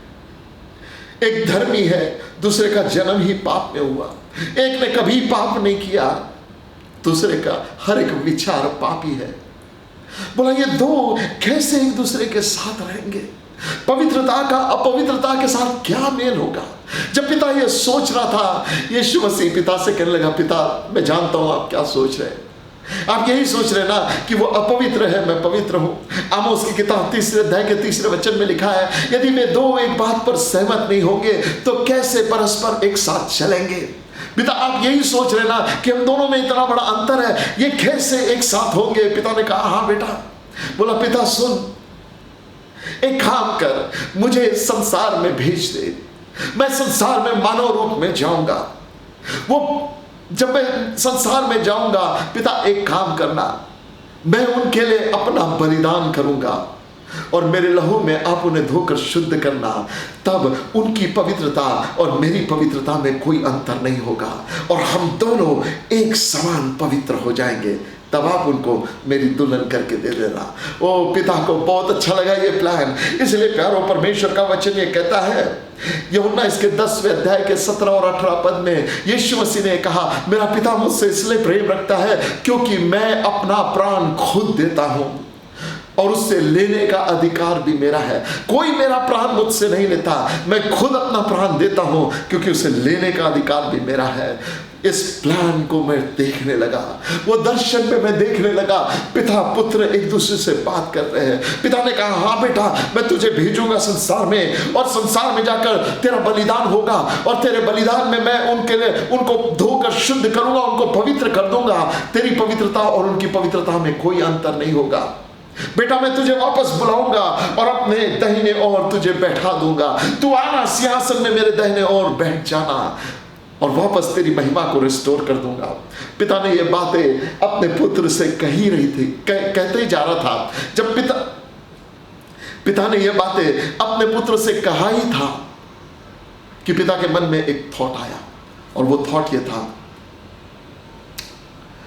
बेटा मैं तुझे तो यहां बुला लूंगा पर वो लोग संसार में अकेले रहेंगे। संसार में जब वो लोग अकेले रहेंगे, उनके आगे पीछे कोई नहीं होगा। कौन होगा जो उनकी मदद करेगा? बोला बेटा वहां एक शत्रु है, शैतान है, वो उनको पवित्रता में रहने नहीं देगा, वो वापस उनको गुनाहों में लेकर चले जाएगा। जब ये बात पिता ने अपने पुत्र से कहा तो यीशु मसीह पिता एक दूसरे को देखकर ये बात कर ही रहे थे, उतने में पवित्र आत्मा आया और मैंने क्या देखा, पवित्र आत्मा पिता से आकर कहता है, पिता जब तू यीशु को वापस अपनी ओर बुला लेगा ना तो मुझे भेज देना और मैं तब तक वापस नहीं आऊंगा जब तक मसीह की दुल्हन तैयार ना हो जाए। मैं उनको पवित्र बनाए रखूंगा और शैतान के सामने उनको पाप में गिरने से बचाऊंगा, उनको मैं संभाले रहूंगा। इसलिए यहूदा की पत्री में परमेश्वर का वचन ये कहता, अब वो ऐसा सामर्थ्य है जो हमें ठोकर खाने से बचा सकता है। इसलिए वचन कहता है वो जिसने हमें बुलाया है वो सच्चा है, वो ऐसा ही करेगा। इसलिए परमेश्वर का वचन 2 थिस्सलुनीके इसके 5वें अध्याय में एक बात को कहता है, वो कहता है परमेश्वर आप ही तुझे, वो शांति का परमेश्वर आप ही तुझे पूरी रीति से पवित्र रखे। तेरी आत्मा, तेरे प्राण, तेरी देह को वो पूरी रीति से पवित्र करता है। लिसन माय फ्रेंड्स, पवित्र आत्मा एक मिशन के साथ आया और मिशन ये था, यीशु की दुल्हन को यीशु के लिए तैयार कर जाए, यीशु के स्वभाव में तैयार कर दे, यीशु के जैसा उसको बना दे, उसके आचरण में, उसके विचारों में, उसके उठने बैठने में, उसके जीने में उसको यीशु के योग्य जीवन बना दे। एक बेदाग झुर्री रहित दुल्हन बनाने के लिए पवित्र आत्मा ने पिता से कहा, बोला पिता मुझे भेज देना और मैं तब तक नहीं आऊंगा, मैं उनके अंदर चला जाऊंगा। बोला पिता मैं सिर्फ उनके साथ ही नहीं रहूंगा, मैं उनके अंदर चला जाऊंगा और जब मैं उनके अंदर चला जाऊंगा ना, वे अंदर से पवित्र हो जाएंगे, पाप की गुलामी में नहीं रहेंगे, वे अंदर से पवित्र हो जाएंगे। और बोला पिता उनके अंदर से पाप की प्रवृत्ति को खत्म कर दूंगा, तब उनकी पवित्रता और तेरी पवित्रता में कोई अंतर नहीं होगा यीशु, क्योंकि मैं उनके अंदर रहूंगा। जैसा तू मुझ में और मैं तुझ में, वैसा अब वे हम में एक होंगे। बोला ये प्लान स्वर्ग में बातचीत में चलने लगा तीनों का। उस प्लान के अनुसार यीशु का आना हुआ। प्यारो परमेश्वर के वचन में पहले यूहन्ना इसके 5वें अध्याय के 7वें वचन में 1 John chapter 5 verse number 7 हम एक बात को देखते। वचन कहता है, For there are three that bear witness in heaven, the Father, the Word and the Holy Spirit, and these three are one. क्या लिखा है? क्योंकि ऐसे तीन हैं स्वर्ग में जो इन बातों की गवाही देते हैं, और ये तीनों एक है, पिता, वचन और पवित्र आत्मा। हम जानते हैं पिता कौन है, हम जानते हैं वचन कौन है। यूहन्ना में लिखा है, आदि में वचन था, वचन परमेश्वर के साथ था, वचन ही परमेश्वर था, और वो वचन देहधारी होकर मनुष्यों के बीच में डेरा किया। कौन है वो? प्रभु यीशु मसीह है। बाइबल हमें बताती है पिता, पुत्र और पवित्र आत्मा एक बात पर सहमत हुए, आपको और मुझे यीशु की दुल्हन बनाने के लिए। According to that plan Jesus came down. My friend, I want you to know this. जब यीशु मसीह ये प्लान बना रहा था और उनके आने का समय नियुक्त किया जा रहा था, तब यीशु मसीह ने अपने पिता से कहा, पिता मैं एक वसीयत लिखना चाहता हूँ, मेरे मरने के पहले मैं एक वसीयत लिखना चाहता हूँ। तब पवित्र आत्मा आया, एक वकील के नाई पिता के सामने यीशु बोलता गया और पवित्र आत्मा लिखना चालू किया। तब यीशु ने पहला क्लॉज पवित्र आत्मा को बताया। ये कहा, हे पिता, मेरे वसीयत में पहला क्लॉज लिख। अब तक व्यवस्था ने उन्हें पाप की पहचान दी है, अब तक व्यवस्था ने उन्हें डुबाया है, लेकिन अब लिख कि एक पीरियड चेंज होने वाला है। अब व्यवस्था का समय नहीं, अनुग्रह का समय आएगा। हे पिता, मेरे वसीयत में पहला क्लॉज ये लिख कि अब तक जैसी घरनी वैसी भरनी थी। अब तक परमेश्वर ऐसा था कि एक पापी यदि पाप करता तो अपने गुनाहों में मर जाता था, उसको उसके गुनाह की सजा मिलती थी। लेकिन अब मेरी वसीयत में लिख, no more will your people suffer because of law. अब वो व्यवस्था के कारण श्रापित नहीं किए जाएंगे, अब वो व्यवस्था के कारण अब दुख नहीं उठाएंगे, क्योंकि अब अनुग्रह उनके जीवन पर रिलीज किया जाएगा।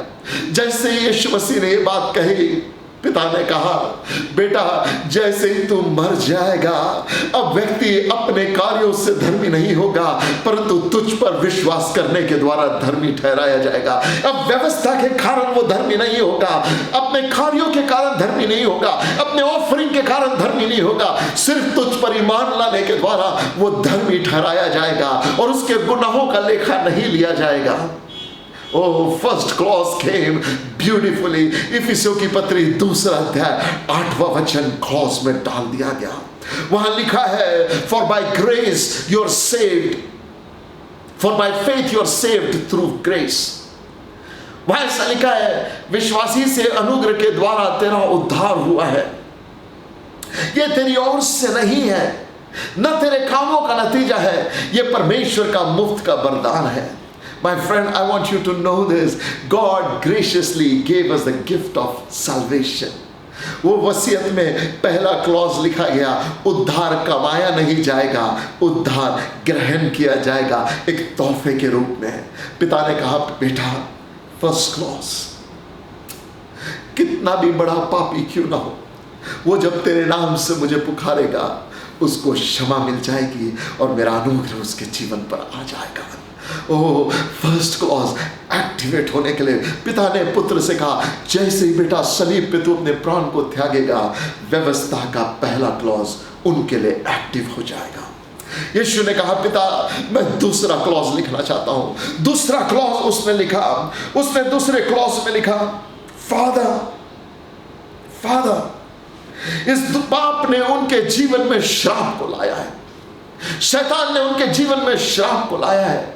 ओ पिता, ये दूसरा क्लॉज ले कि वे जीवन में कैसे भी भयंकर विपत्ति में क्यों ना पड़े हो, श्रापों ने उनके जीवन को कैसे भी बंधन में क्यों ना डाल रखा हो। आपने देखा स्टार्टिंग इंट्रोडक्शन केजेस वीडियो में कि कैसे श्राप मनुष्य की सीमा को डिफाइन करके रख देता, और सब कुछ होते हुए भी वो अपने जीवन में उन्नति नहीं देख पाता, हर काम उसके बिगड़ने लगते हैं, उसके जीवन में कोई सुकून, कोई शांति कुछ नहीं आती, क्योंकि श्राप एक इनविजिबल इनविजिबल कर्स ने उसको बांध रखा है। इसके ऊपर किसी का नहीं चलता, डॉक्टर्स और विज्ञान इसमें कुछ नहीं कर सकते, लेकिन कोई है जो इस श्रापों से हमको छुड़ाने के लिए अपने वसीयत में लिख गया। मेरे प्यारों, उसने वसीयत में गलेशियंस चैप्टर 3 वर्स 13 और 14 को इंक्लूड कर दिया।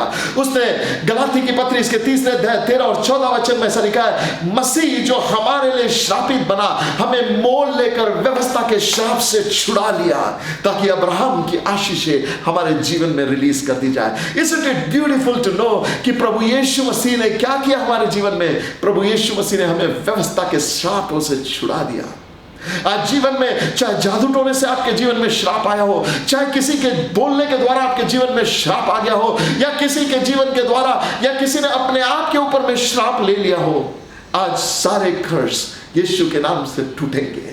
मैं आपसे कहना चाहता हूं, हो सकता है जनरेशनल कर्स आपके खानदान में चला रहा। इस समय में हो सकता है कि आपके घर में ऐसी परिस्थिति है कि आपके घर में बच्चे ज्यादा दिन टिकते नहीं है, आपके घर में हर किसी का गर्भपात होता, या हो सकता है आपके घराने में ऐसा है कि किसी की शादी होती नहीं है, लड़कियों की शादी होती नहीं है, या हो सकता है आपके घर में कभी कोई लड़के पैदा नहीं होते या कभी कोई लड़कियां पैदा नहीं होती, और आपके घर में अननेचुरल चीजें होती रहती है। हो सकता है वक्त से पहले प्रीमेच्योर डेथ आपके घर में एक आम बात है। मेरे प्यारों, ये चीजें नेचुरली नहीं हो रही, ये श्राप का नतीजा है। और कभी कभी वो श्राप बाप दादाओं से पीढ़ी दर पीढ़ी हमारे जीवन में चला आता है। मेरे प्यारों, वो श्राप जो किसी भी कारण से हमारे जीवन में चले आ रहे हैं, मैं आपसे कहना चाहता, मेरे यीशु मसीह ने व्यवस्था के श्राप से हमको छुड़ा लिया है। My Bible declares Jesus became freedom for us. उसने अपने क्लॉज में लिखा, अपने कानूनी दस्तावेज में लिखा, अपने वसीयत में लिखा, पिता आज के बाद श्राप नहीं, आशीषें इनके जीवन पर होगी। ओ व्यवस्था में आ गया, यीशु का लहू जिसको धर्मी ठहरा देता, बहुत से आशीर्वाद उसके जीवन पर लग जाते हैं। My friends, I want you to know you don't have to pray for blessing. You are already blessed if you believe in Jesus Christ. आशीषें तुम्हारी ऑलरेडी है यदि आप यीशु में विश्वास करते, क्योंकि उसने अपने मानने वालों को यह आशीषों में सम्मिलित कर दिया। ये बाय राइट अब आपका है। जैसे वो लक्ष्मी को मालूम नहीं था कि एना ने सब कुछ उसके नाम पर कर दिया है, और वो इग्नोरेंस के कारण वो अपनी झुग्गी झोपड़ी में जाकर फिर रहने लगी। वैसे ही कितने लोग हैं यीशु को जीवन देने के बाद उनको अपने प्रिविलेजेस मालूम नहीं है, और वो आज भी श्राप में पड़े रहते हैं। My friend, today break loose from that in Jesus name. बाहर निकला अपने श्रापों से, अपने सर्व परिस्थितियों से बाहर निकला, और यीशु मसीह में वो जो आजादी तेरे लिए है, जो ब्लेसिंग तेरे लिए है, जो सर्वप्रथम ब्लेसिंग तेरे लिए है, उन ब्लेसिंग्स में जीने के लिए आ जा, क्योंकि वसीयत में तेरे लिए ये बातें लिखी है। पिता ने पुत्र यीशु मसीह से कहा, बेटा जैसे ही तू सलीबी मृत्यु पर मरेगा, आशीषें हर एक के लिए खुल जाएंगी। मेरे प्यारों, पहले सारी आशीषें सिर्फ यहूदियों के लिए थी, लेकिन अब यीशु मसीह के इस वसीयत के कारण आप और मैं जो अन्य जाति में से आते हैं, वो अब्राहम की आशीषें हमारे जीवन में भी आ गई। अब वो मसीह की आशीषें आपके और मेरे जीवन में भी आ गई। What a joy it is to know that परमेश्वर पक्षपाती नहीं है। परमेश्वर ने सिर्फ एक लोगों को आशीष दी या एक घराने को आशीष दी, ऐसा ही नहीं है। अब परमेश्वर ने आपको और मुझको हर एक को आशीष दी। जो कोई यीशु पर विश्वास करेगा वो श्रापों से निकल आएगा और आशीषों में जीना शुरू करेगा। सेकंड क्लॉज हमारे जीवन में आ गया। देखिए प्रेरितों के काम की किताब इसका 3 अध्याय और इसका 26 वचन क्या कहता है? When God raised up his servant, he sent him first to bless you. मुझे बहुत अच्छा लगता है प्रेरितों के काम की किताब इसका 3 अध्याय और इसका 26 वचन। बाइबल यहाँ पे कहती है, जब परमेश्वर ने यीशु को मुर्दों में से जिलाया तो सबसे पहले उसने यीशु को हमारी ओर आशीष लेके भेज दिया। First he sent Jesus to us to bless us. Wow, Yeshu मुर्दों में से जब जी उठ कर आया ना, तो पहला चीज हमारे जीवन पर कुछ लाया, वो है परमेश्वर की आशीषें। Isn't it incredible to know कि second clause कैसा भी श्राप क्यों ना हो, ये श्राप जो होता है ये स्पिरिचुअल प्रॉब्लम है। ये स्पिरिचुअल प्रॉब्लम है जो साइंस से ठीक नहीं होता। ये आत्मिक प्रॉब्लम आत्मिक रीति से सॉल्व होता है। और आत्मिक रीति क्या है? यीशु पर विश्वास करना। जब आप यीशु पर विश्वास करेंगे, कैसे भी श्राप में क्यों ना हो सकता है आपके घराने में किसी के पास पैसे में उन्नति नहीं होती, हो सकता है आप बढ़ते आते और टूट जाता हो, सब कुछ बनता ही नहीं आपका काम, लेकिन आज यीशु मसीह के साथ समर्पण कर लो और यीशु की अधीनता में आ जाओ। जैसे यीशु के पास आएंगे आप देखोगे श्राप निकल जाएगा और आशीष श्राप की शक्ति आपके जीवन पर आ जाएगी। यीशु ने पिता को देखकर कहा, पिता तीसरा क्लॉज मेरे वसीयत में मुझे चाहिए। और तीसरा क्लॉज था, चाहे संसार में कैसी भी बीमारी में व्यक्ति पड़ा क्यों ना हो, जब वो मेरे नाम से भरोसा करके तुझे पुकारे पिता, तो उसे तू चंगा करना। ओ पिता ने पुत्र को प्रॉमिस किया और पुत्र को प्रॉमिस करके एक वायदा दिया। बोला बेटा जैसे ही तुम मर जाएगा, तेरे कारण, तेरे मृत्यु के कारण वसीयत का ये क्लॉज हर एक दुनिया वालों के लिए खुल जाएगा कि जो व्यक्ति अब बीमार है वो प्रार्थना करे और चंगा हो जाए, वो तुझ पर ईमान लाए और चंगा हो जाए। भजन संहिता 103 इसके 3 वचन में लिखा है, हे मेरे मन यहोवा को धन्य के, वो तेरे सब अधर्म को क्षमा करता और तेरे सब रोगों को चंगा करता है। Oh what a blessed God we serve, जो मेरे सब रोगों को चंगा करता। सुनो, कोरोना का इलाज साइंटिस्ट के पास आज नहीं है, but I believe in Jesus name, Yeshu के नाम में इस बीमारी से आपको आजादी मिलेगी। यीशु के नाम में हर एक बीमारी से आपको आजादी मिलेगी। मैंने अपने जीवन में अनुभव किया, ऐसे इम्पॉसिबल परिस्थितियों में से लोगों को वापस चंगाई में आता हुआ देखा।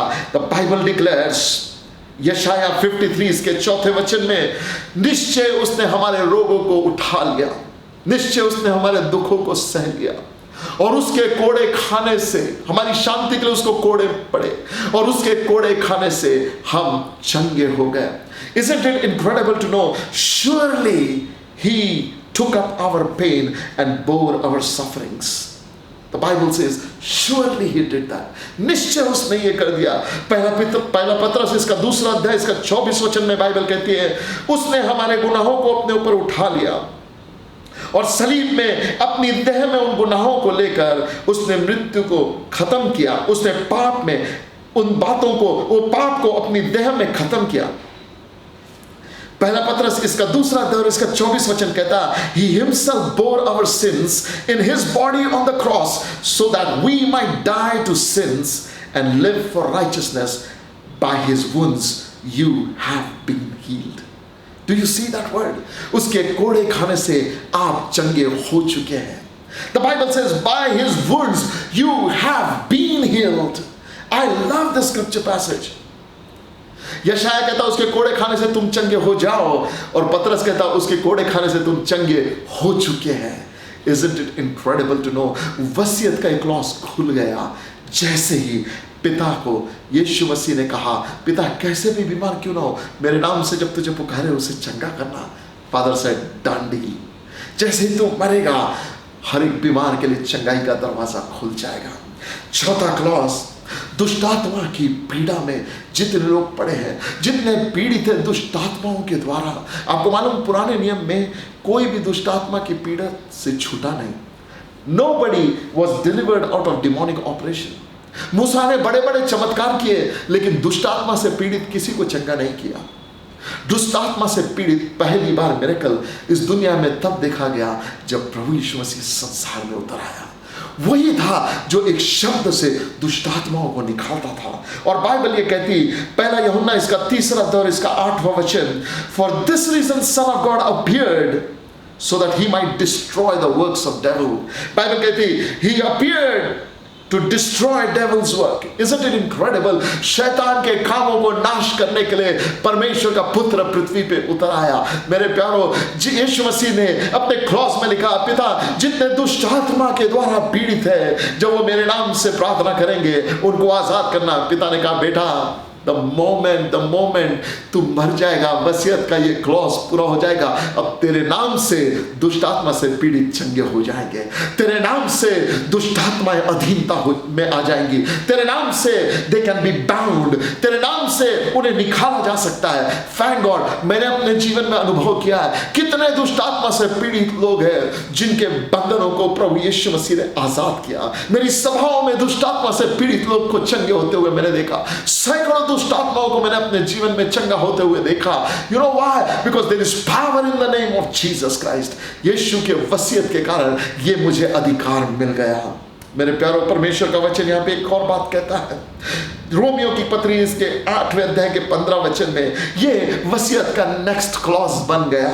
नेक्स्ट क्लॉज पिता को यीशु मसीह ने कहा, पिता एक और क्लॉज मेरी वसीयत में ये लिख दे कि तू इन्हें सिर्फ माफी नहीं करेगा, तू इन्हें सिर्फ आशीष ही नहीं देगा, तू इन्हें सिर्फ दुष्टात्मा की पीढ़ी से छुड़ाएगा ही नहीं, परंतु अब तू उन्हें मेरे बदले अपना दत्तक पुत्र कर कर ले लेगा। Wow, what a wonderful, wonderful clause. क्या क्लॉज बोला? एक क्लॉज बोला है पिता कि तू उन्हें मेरे बदले अपना दत्तक पुत्र करके ले लेगा। You will take them as your own children, just like me. मेरे समान उन्हें अपना पुत्र बना लेगा। मेरे प्यारो, बाइबल ये कहती है, रोमियो की पत्री इसका 8वां अध्याय 15 वचन, The spirit you received does not make you slaves so that you live in fear again. Rather, the spirit you received brought about your adoption to sonship. And by him we cry, Abba, Father. क्या लिखता है Romeo 8:15 में? जो आत्मा तुमने पाया है वो गुलाम का आत्मा नहीं है, वो दासत्व का आत्मा नहीं है ताकि हम आगे को फिर डर के जिए, बल्कि हमें लेपालक पंथ का आत्मा दिया गया, हमें पवित्र आत्मा ने अनुग्रह दिया। और क्या हुआ? देखो यहाँ लिखा है कि हम आत्मा के द्वारा उसके से करीब लाए गए और उसका बेटा बना दिए गए, और अब हम उसी आत्मा के द्वारा उसे अब्बा और पिता करके संबोधित करते हैं। Isn't it such a joy कि आज हम अनाथ नहीं है। यीशु मसीह ने अपने क्लॉज में लिखा, पिता तू उन्हें अनाथ नहीं छोड़ेगा, तू उन्हें अपना बेटा बना लेगा। I love this scripture passage. पहला यूहन्ना इसका 3रा अध्याय इसके पहले वचन में लिखा है, देखो पिता ने हमसे कैसा बड़ा प्रेम किया कि उसने हमें अपना बेटा बना दिया। What kind of love this is that we are made children of the Most High God. ओ पिता ने अपने बेटे से कहा, बेटा जैसे तू मर जाएगा ना, वसीयत का ये क्लॉज हर एक मानव जाति के लिए खुल जाएगा। अब वो किसी भी जाति में जन्मा क्यों ना हो, किसी भी धर्म में जन्मा क्यों ना हो, कैसे भी प्रांत में पैदा हुआ व्यक्ति क्यों ना हो, कोई भी भाषा बोलने वाला क्यों ना हो, चाहे निचली जाति का हो या ऊंची जाति का हो, जब वो तेरे नाम से मुझे पुकारेगा, ओ मैं सिर्फ उसके पाप ही क्षमा नहीं करूंगा, मैं सिर्फ उसे आशीष ही नहीं दूंगा, मैं सिर्फ उसे चंगा ही नहीं करूंगा, लेकिन मैं उसे अपना बेटा बना लूंगा, उसे वही अधिकार दूंगा जो यीशु तुझे मैंने दिया है, उससे वैसे ही प्यार करूंगा जैसे मैंने तुझसे प्यार किया है। What a joy it is to know। यीशु का वचन कहता है रोमियो की किताब इसका 8वां अध्याय में इसके 16 और 17 वचन में कि पिता ने हमको यीशु मसीह के साथ संगी वारिस बना दिया, आपको और मुझे संगी वारिस बना दिया। The Bible says the Spirit Himself testifies with our spirit that we are children of God. Now if we are children, we are heirs. We are heir of God and co-heirs with Christ. What a joy it is to know कि हम परमेश्वर की संतान है और यीशु के साथ संगी वारिस है। मेरे प्यारों, कभी आपने सोच के देखा, आकाश और पृथ्वी का बनाने वाला परमेश्वर पिता कहता आज से तू मेरा बेटा है। ओ वाह मेरे प्यारों, मैं आपसे कहता हूँ जिस समय यीशु को आप अपना जीवन देते ना, आप क्रिश्चियन धर्म नहीं ज्वाइन करते, जिस समय आप यीशु पर अपना ईमान लाते ना, आप अपना धर्म नहीं छोड़ते, नया धर्म नहीं अपनाते, आप क्या करते हो मालूम है क्या? जब आप यीशु मसीह को अपना जीवन देते हैं, स्वर्गीय सृष्टिकर्ता परमेश्वर को अपना पिता बना लेते हो। वो सृष्टिकर्ता आपके लिए सिर्फ परमेश्वर ही नहीं, वो आपका पिता बनता है। एक रिश्ते की शुरुआत हो जाती है। आई फॉलो जीसस क्राइस्ट, क्योंकि ये रिश्ते का अश्योरेंस और कहीं मुझे संसार में नहीं मिला। बाइबल कहती है वसीयत में यीशु ने ये रिश्ता आपके लिए और मेरे लिए रख दिया। आज ये रिश्ता आपकी राह देख रहा है प्यारों। 9वां क्लॉज जो यीशु मसीह ने अपने उस वसीयत में लिख दिया वो था, हे पिता ये क्लॉज लिख, और वो क्लॉज है कि तू उन्हें पवित्र आत्मा से भर देगा। जब मैं ऊपर आऊंगा उनको तू पवित्र आत्मा दे देगा।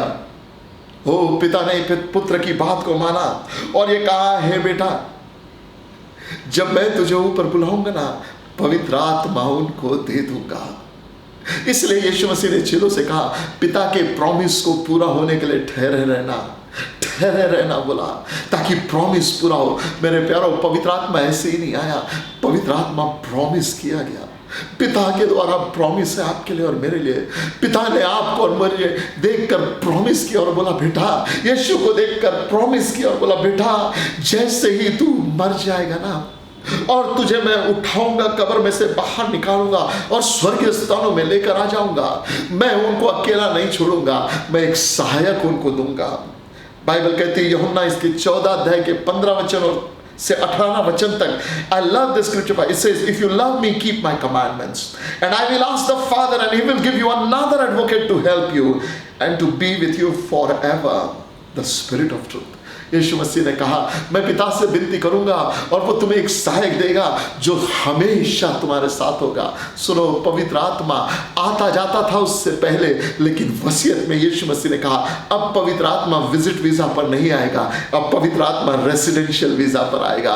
पिता से यीशु मसीह ने एक ऐसा क्लॉज मांग दिया। मालूम यीशु मसीह ने अपने क्लॉज में क्या लिखा? अपने क्लॉज में लिखा, Father I want you to change your address. अब तक स्वर्ग तेरा सिंहासन था, लेकिन सुन मेरे पिता, जब मैं मर जाऊं तो मेरे वसीयत में लिख कि तू अपना सिंहासन स्वर्ग से मनुष्य के शरीर में लेकर जाएगा। मुझ पर विश्वास करने वाला अब तेरी आत्मा का मंदिर बन जाएगा, वो पवित्र आत्मा का मंदिर बन जाएगा। आप और मैं, हमारा शरीर पवित्र आत्मा का मंदिर बनाने के लिए यीशु कुर्बान हो गया। वो पवित्र आत्मा हमें छोड़कर नहीं जाएगा, हमेशा हमारे साथ रहेगा। I love this. उसने एक और क्लॉज लिखा, एक और क्लॉज लिखते समय में कहा, पिता इन्हें पवित्र आत्मा देगा, संसार में वो सब कुछ करेगा, लेकिन पिता मेरी इच्छा है वे वहां रहे जहां मैं रहता हूं। So I also want them, जैसे हम उनकी दुनिया में चले जाएंगे, I want them to be part of our world. और पिता ने अपने पुत्र से ये कहा, उससे कहा, बेटा तू क्या चाहता है? यीशु मसीह ने कहा, मेरे साथ स्वर्गीय स्थानों में बैठा दे उनको। Isn't it incredible? वसीयत में इफिसियों की पत्री 2 अध्याय इसका 6वां और 7वां वचन वसीयत में दे दिया गया।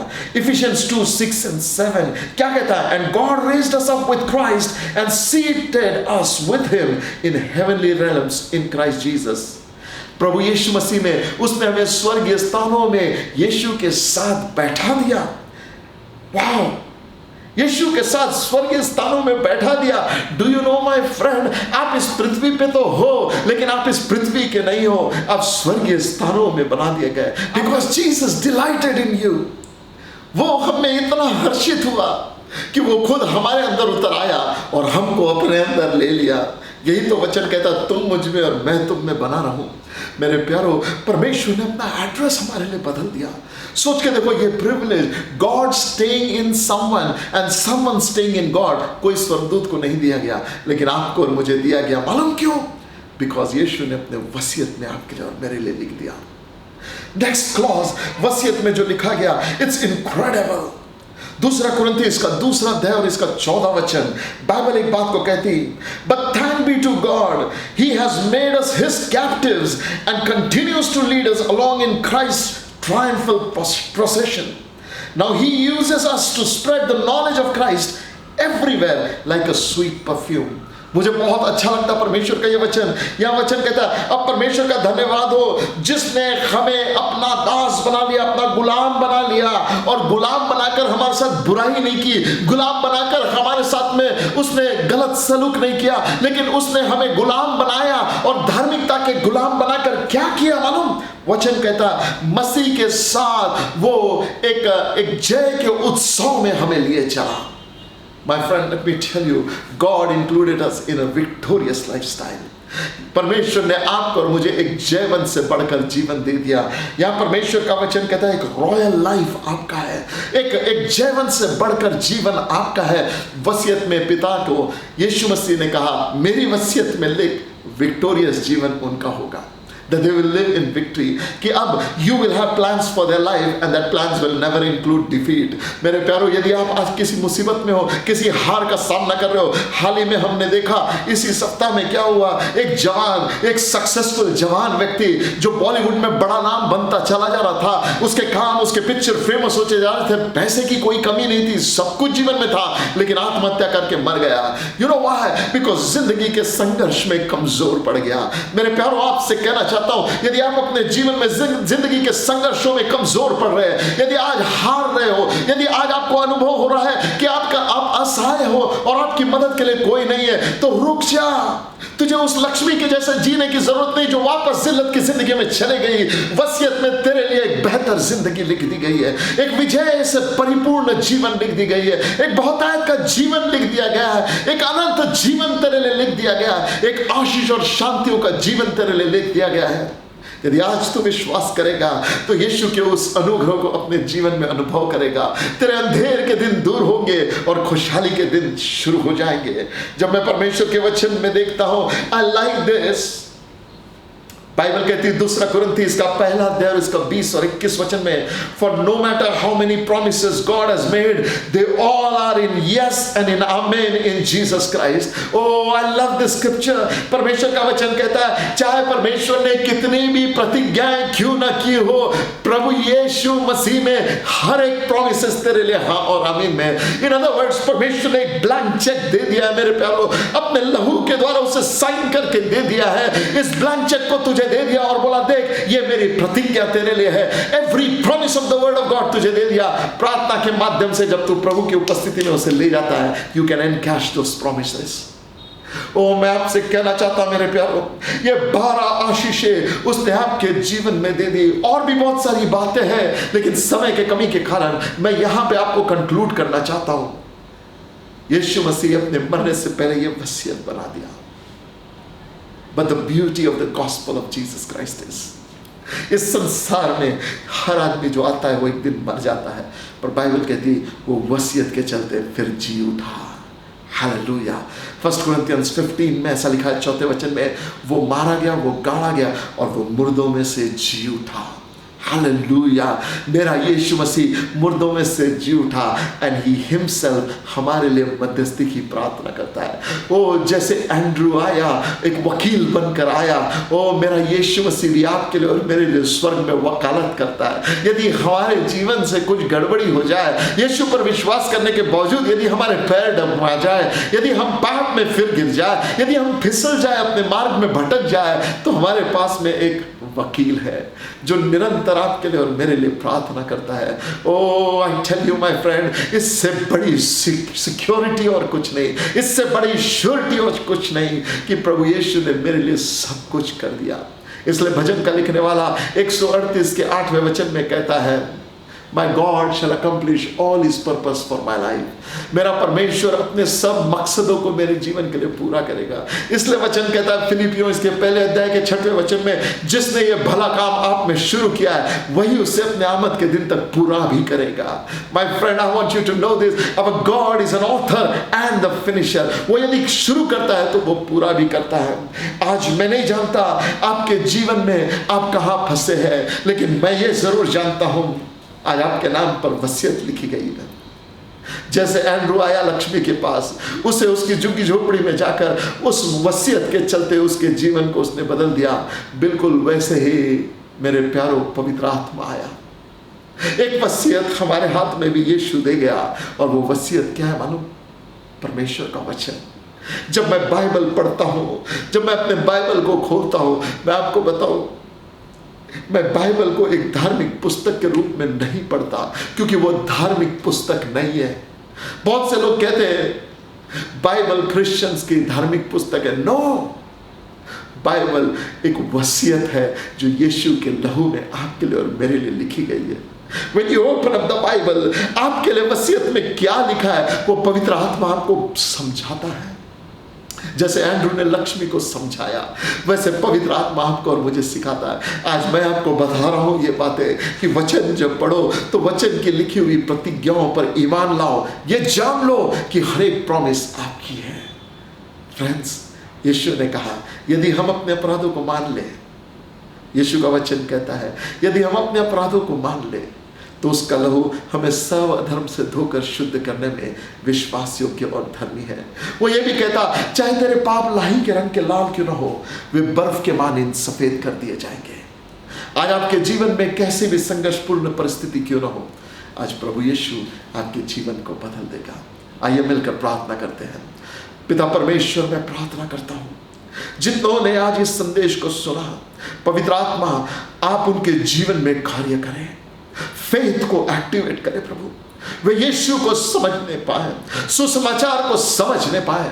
और पवित्र आत्मा प्रार्थना करता हो आज कैसा भी व्यक्ति कितना भी पापी क्यों ना हो, जब वो तुझे पुकार रहा है यीशु के नाम से, तो वो उद्धार पाने पाए, उसके गुनाहों की माफी हो जाए और वो एक नया व्यक्ति बन जाए, एक नया जन्म का अनुभव ले ले। यदि बीमार है कोई पुकार रहा है तुझे, तो वो चंगा हो जाए। यदि श्रापों में और तुझे पुकार रहा, आज आशीषों में आ जाए। हे प्रभु, उसका जीवन पहले जैसा कभी न रहने पाए, हर एक दुष्ट आत्मा के कब्जे से वे छुड़ा लिया जाए और उसका जीवन आशीषों में बदल जाए। यीशु नासरी के नाम से मांगता हूं, आमीन, आमीन। मेरे प्यारों, मैं आपसे कहना चाहता हूं, यीशु ने अपने हिस्से की साझेदारी कर दी, वसीयत में सब कुछ लिख दिया। लेकिन आपको मालूम, जैसे लक्ष्मी के नाम पे वसीयत का डॉक्यूमेंट था, लेकिन जब तक लक्ष्मी उन बातों के लिए अपना अप्रूवल नहीं देती, तब तक लक्ष्मी उन बातों का अनुभव नहीं कर पाएगी। बिल्कुल वैसे ही यीशु ने सब कुछ कर दिया। अब जब तक आप अपना विश्वास यीशु पे नहीं लाएंगे ना, तब तक आपके जीवन में ये चीजें एक्टिवेट नहीं हो पाती। It is important that you receive it as a gift. इसलिए आज विश्वास से ये वचन जो आपने सीखा है, इसे बार बार सुनिए। यूट्यूब पे है, आप जाकर बार बार सुनिए और इन बातों पर विश्वास लाइए, ताकि आप इसके अनुरूप जीवन को जीने पाए। May God bless you all, have a great week ahead. I hope you're blessed by today's message. If you would love to know more about us, do visit our Upper Room website. You can also listen to our previous messages and services on YouTube. If you have any testimonies or you want to share your prayer request, do write to us on the comment section, or you can also email it to us at contact@upperroomindia.org. That's all for this week. See you next week. Till then, stay blessed and be safe.